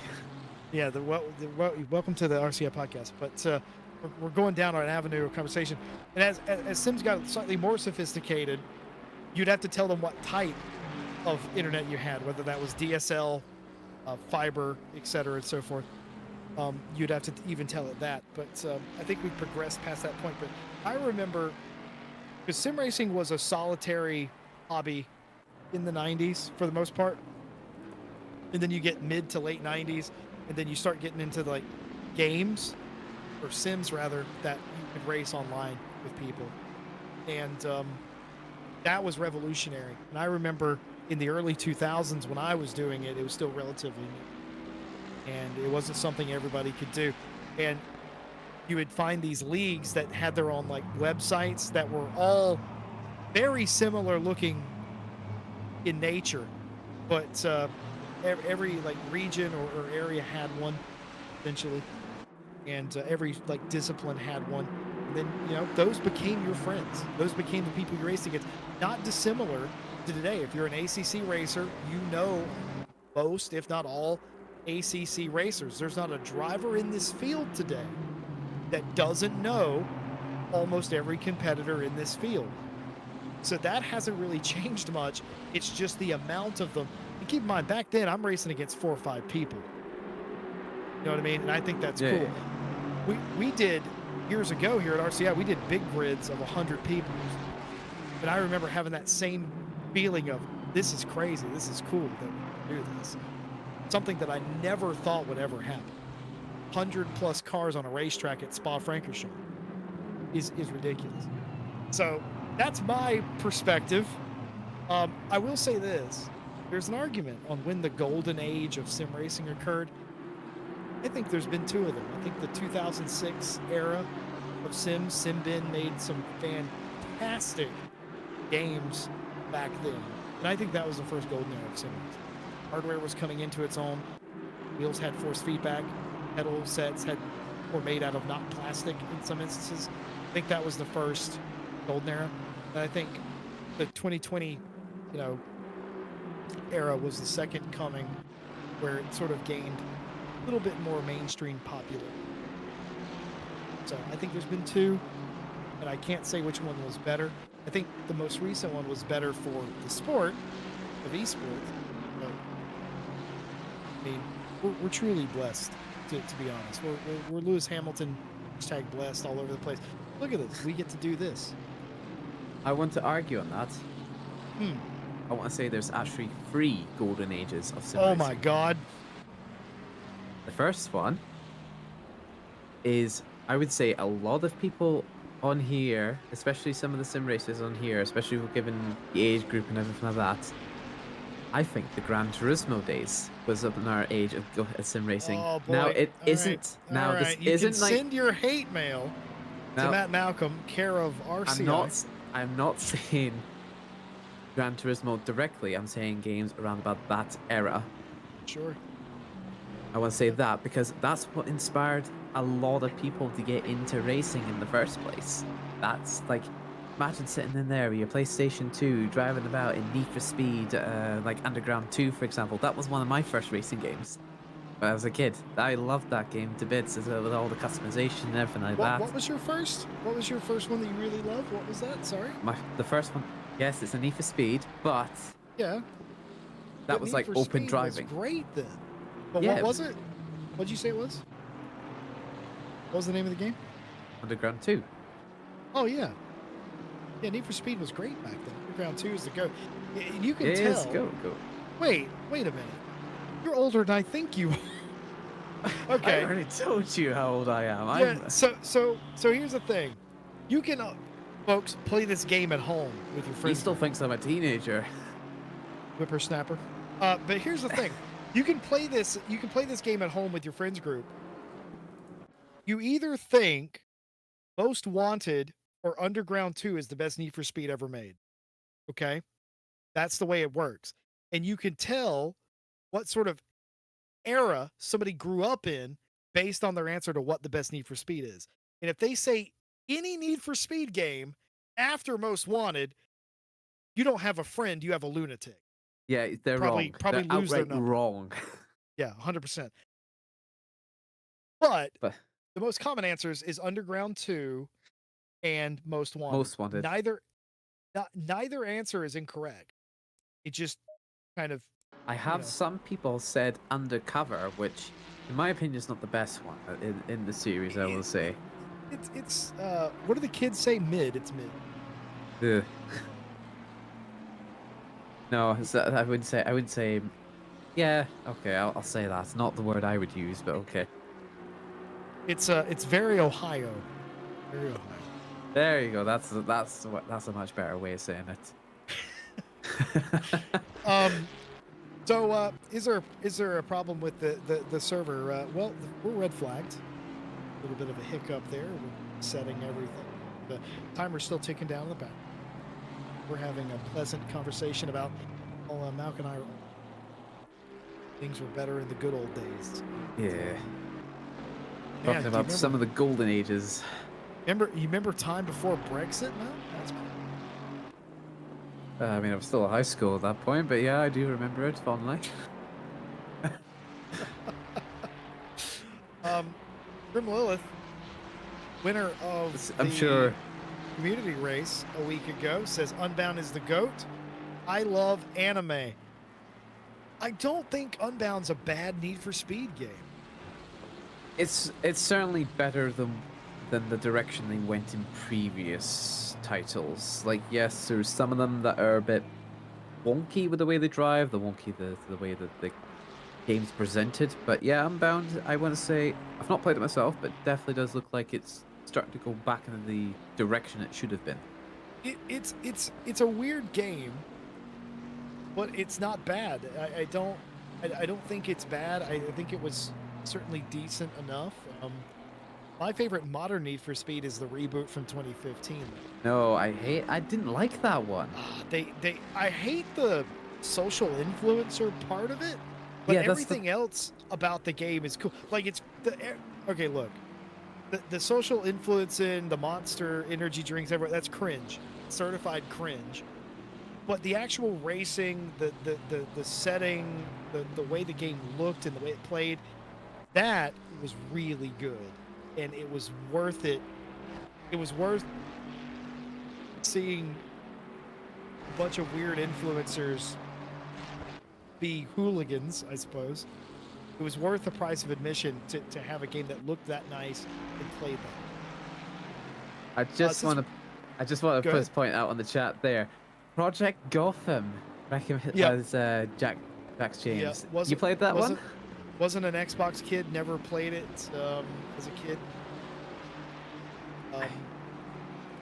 Krim said you don't have enough kudos to that car. Yeah, like I said, it's certified cringe. I played the third iteration back when I had the Xbox 360, and I actually really enjoyed it. The Kunos system, I don't remember it all too fondly, but I do remember it. I do remember it, like, obviously gaining points for how well you're driven, all the close shaves, all the close to the wall sort of stuff. But I remember enjoying the hell out of it. I used to remember racing against my brother where we used to do this thing where we take the fastest car and versus the slowest car. The slowest car would have to do 5 laps, while the fastest car had to do 10 laps in the New York Sure. Brooklyn track, which is basically 2 straight lines. 2 straight lines and a couple of corners. I used to remember enjoy doing that fondly, so yeah, PGR does have a good point in my heart. And another one that Redford's put in, Blur. You ever heard of that one? Blur's really good. I like Split Second as well, as far as Split the Second's arcade good. genre.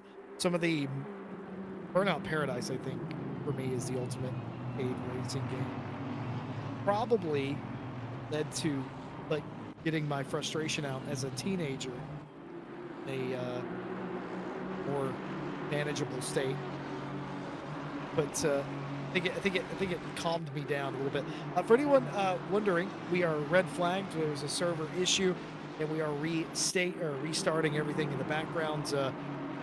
That is a bit of a process because qualifying orders and files and all of that has to be reset. Certain drivers that have already done their stints, that has to be taken into account, so there has to be a complete reconfiguration and a restart. All the drivers, all the teams have to be put in manually in an entry list one by one. We have the running order list at the time of the red flag, so that's not a big deal. But it just takes time to do that. It takes time to get the teams back in. It takes time to make sure that everything is set up correctly before we go racing. So while all that is taking place in the background, Malcolm and I are shooting the breeze, so to speak. Do you use that term at all over there? Shooting the breeze? It's not a term I'm familiar with, Jesse. Not one I'm... Who shoots least the not breeze? Here. What would you say if you were just chatting with somebody and wasting time? What's an idiom that you would use? Just hovering about. Just hovering about. Yeah. That's an easy one to put it at, or... No, that's probably the only one I use, is just hovering about. At least that's to my knowledge. Project Gotham Racing was certainly a good one. Frostpunk, never played Frostpunk. I wonder too. I've seen it, I never played it. Brutal game that is. It's really a game about morality than survival, I want to say. But I'll tell you another one. Flat Out game series. Yeah, you ever heard of that one? But yeah, of course. My music choice, the reason I like the music I like, and if John Dalton is listening right now, Oh, I'm sure he is. he's about to learn something about me.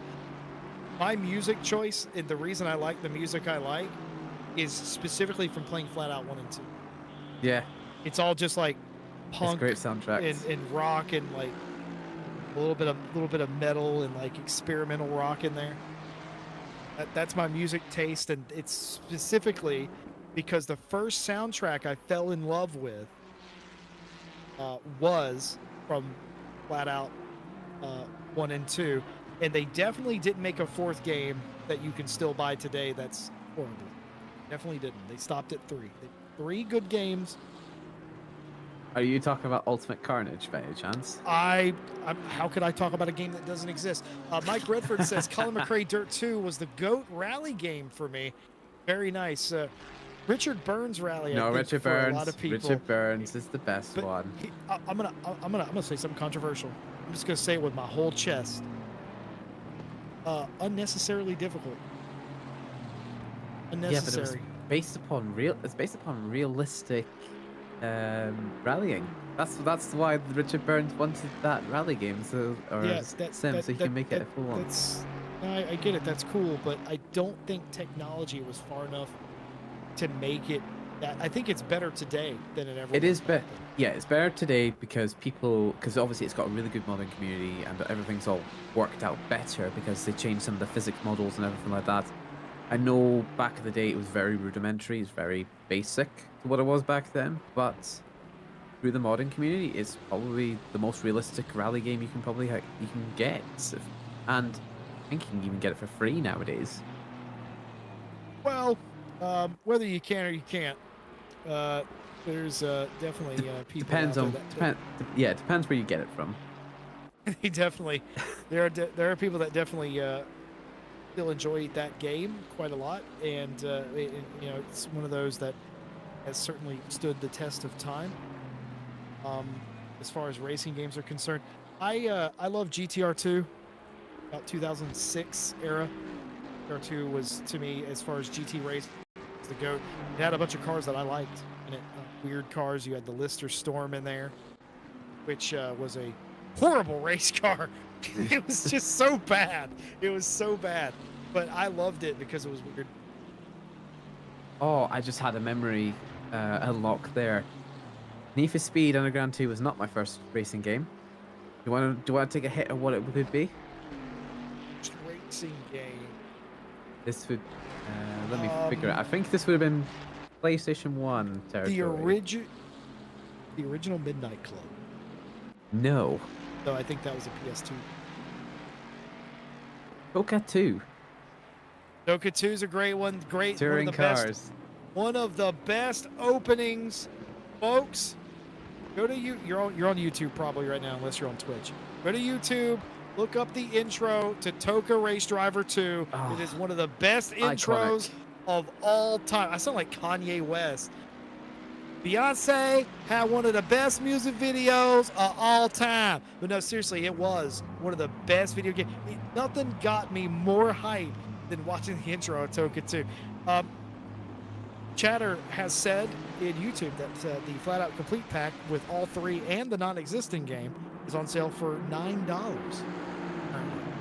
Or £9, €9, whatever it may be. Midnight Club 2 is what I use to train for all my races. That's actually not a joke. Grim will play Midnight Club 2, or has done in the past, and said that, well, I'm just using it to, sharpen it.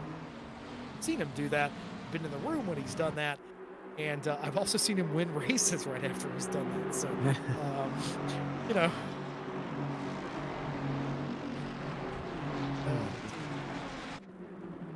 Toka 2 was great. Toka 1 was one of my first games I fell in love with. My favorite racetrack is Donington Park. And the reason Donington Park is my favorite racetrack is because I fell in love with it in the original Toka game. And that was my first experience with... That was my first experience with British touring cars when I was young. And because it was similar to stock car racing, which is what I'm obviously familiar with, being from America. And I was like, oh, this is like that, only like front wheel drive or whatever, and like, they can smack the crap out of each other. I like that.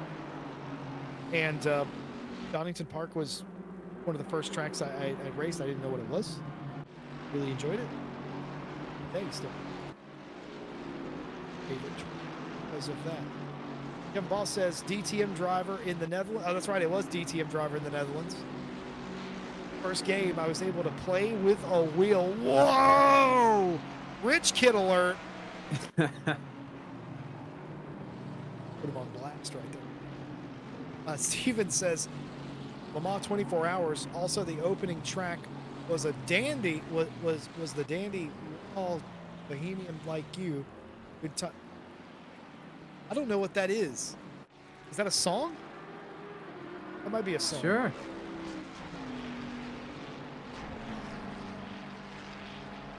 Yeah, I think yeah, it is a song. Yeah. Okay, I didn't recognize it, but It's I a didn't recognize it. song from the from 2000. So a little bit. Wow, would have been. In fact, it was released when I was exactly 1 year old. There you go. That goes to show how old I am. Um, that Oklahoma game that Stevens is talking about, I've never seen or played. I haven't either.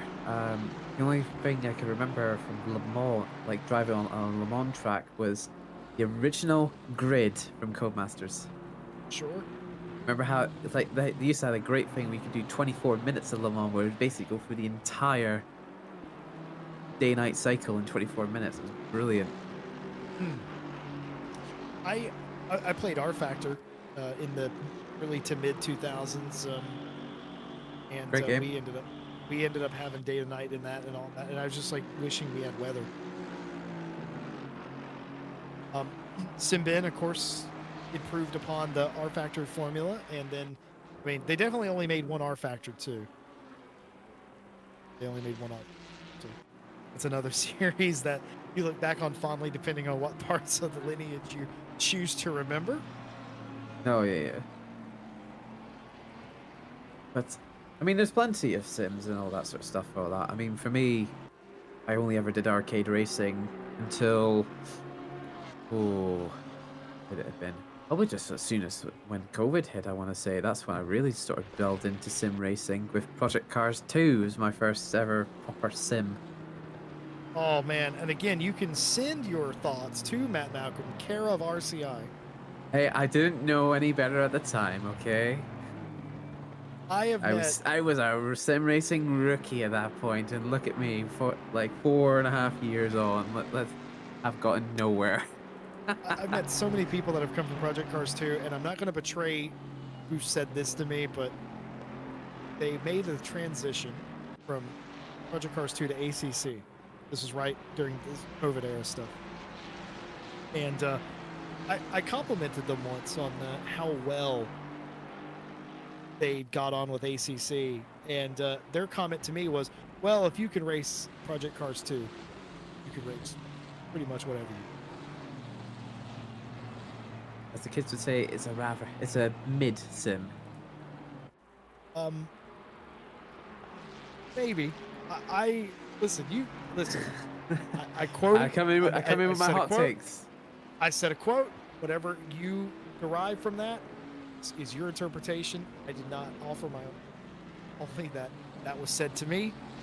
And but yeah, Project Cars 2 and AMS 2 for that matter now does something that almost no other sim does, and that it offers almost unlimited choice. And you could say Assetto Corsa does that, but it's a lot of finagling, it's a lot of mods, it's a lot of install, it's a lot of back-end work that you have to do to get that. The glorious part about Project Cars 2 is that if you wanted to race GT 500 cars from 1988 around or Sugo, Mini Coopers in the thunderstorm and a hurricane in the snow, you could just do it. You could just do it. I don't know why you'd want to do that, but you could just do it.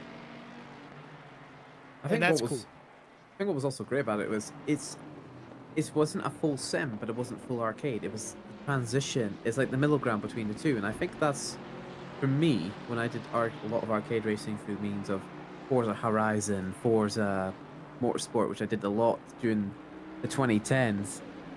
It's a great transition. It was a great transition back in the day when I was progressing over to the likes of sim racing, and before I even moved over to the likes of ACC and a bit dibs and dabs into iRacing as well. I wanna let me ask you a question, Mal. Do you go to overtake.gg?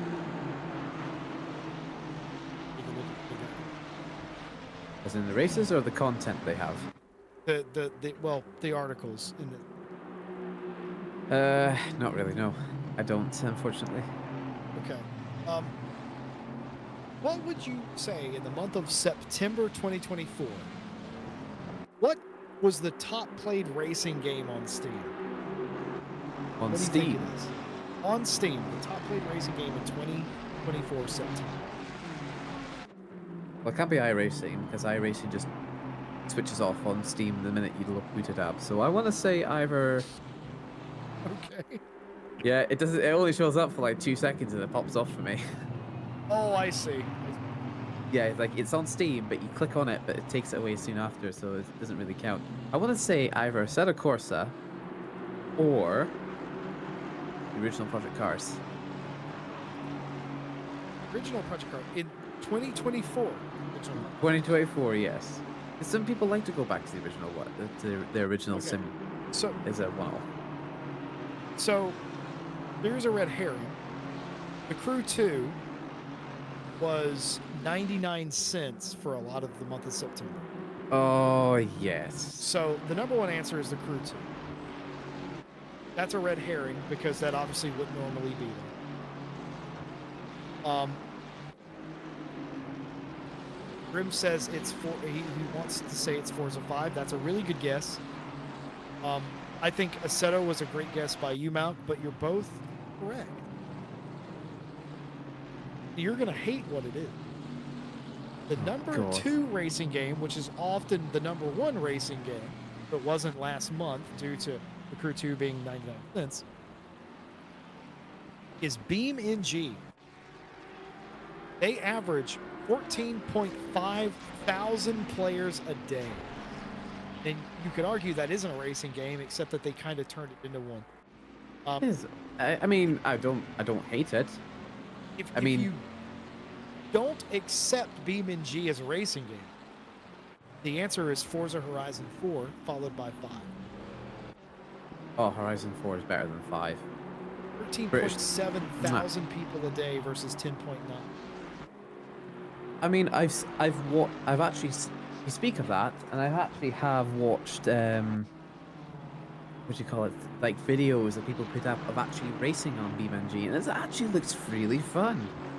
I'm not kidding, it actually does look fun with some of the people driving in like little Miatas or overpowered vehicles that can't hold the traction. It actually looks quite fun in the multiplayer setting, I will admit.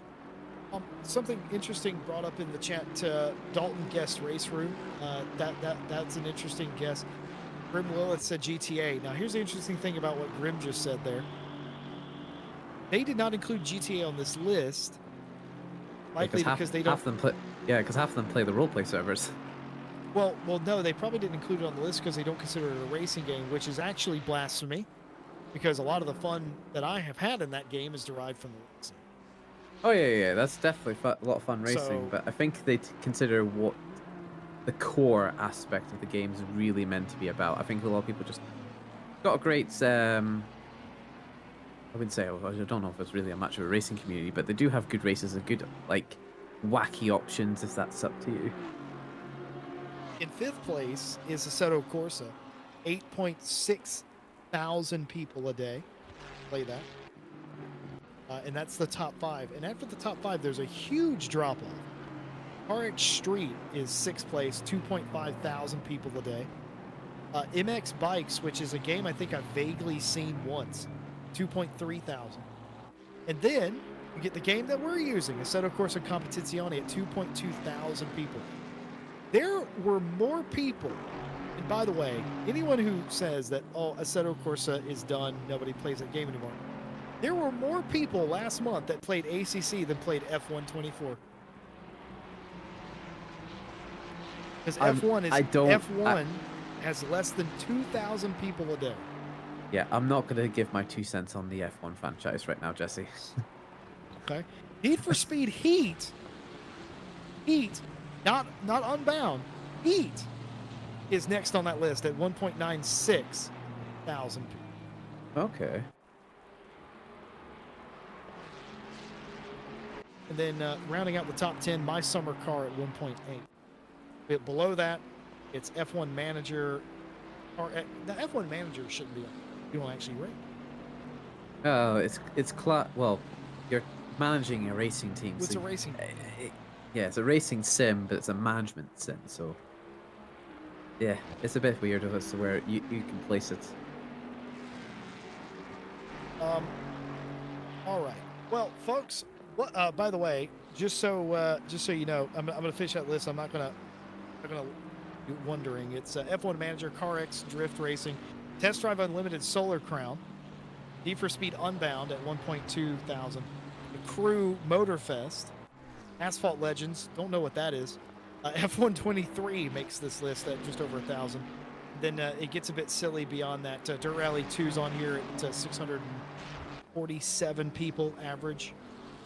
Race Room at 489. Forza Motorsport 8 as we call it. But Forza Motorsport in there is a little over 500. Automobilista 2, 462. Wreckfest at 437. That sounds good. I can't believe there's that playing that. EA Sports WRC is under 400. WRC 7 at 353. Be Payback at 345. Le Mans Ultimate at 324. R Factor 2 at 320. F122 under 300. Motorsport Manager. Disney Speedstorm, which I unfortunately watched somebody play a few months ago when it came out. And then the last one in the list is FPV Drone Simulator 261. But no Grand Theft Auto on that list, ladies and gentlemen. No, no, no, no. Anyways, we hope that you've enjoyed today. GT Manager, was that on the list? Did I just say it? I think you did, and I'm not sure. Manager. So, we hope that you've enjoyed today's technical difficulties here today. I've been Jesse Lee, joined by Matt Malcolm himself. We're going to do a broadcaster change. We're going to get back on the track on the other side of this break, but we will get you right back after we do that. So don't go away, or maybe do for a few minutes. Get yourself a beverage. We'll be right back with more conversation on the RCI podcast on the flip side of this. Stick around. We'll be right back.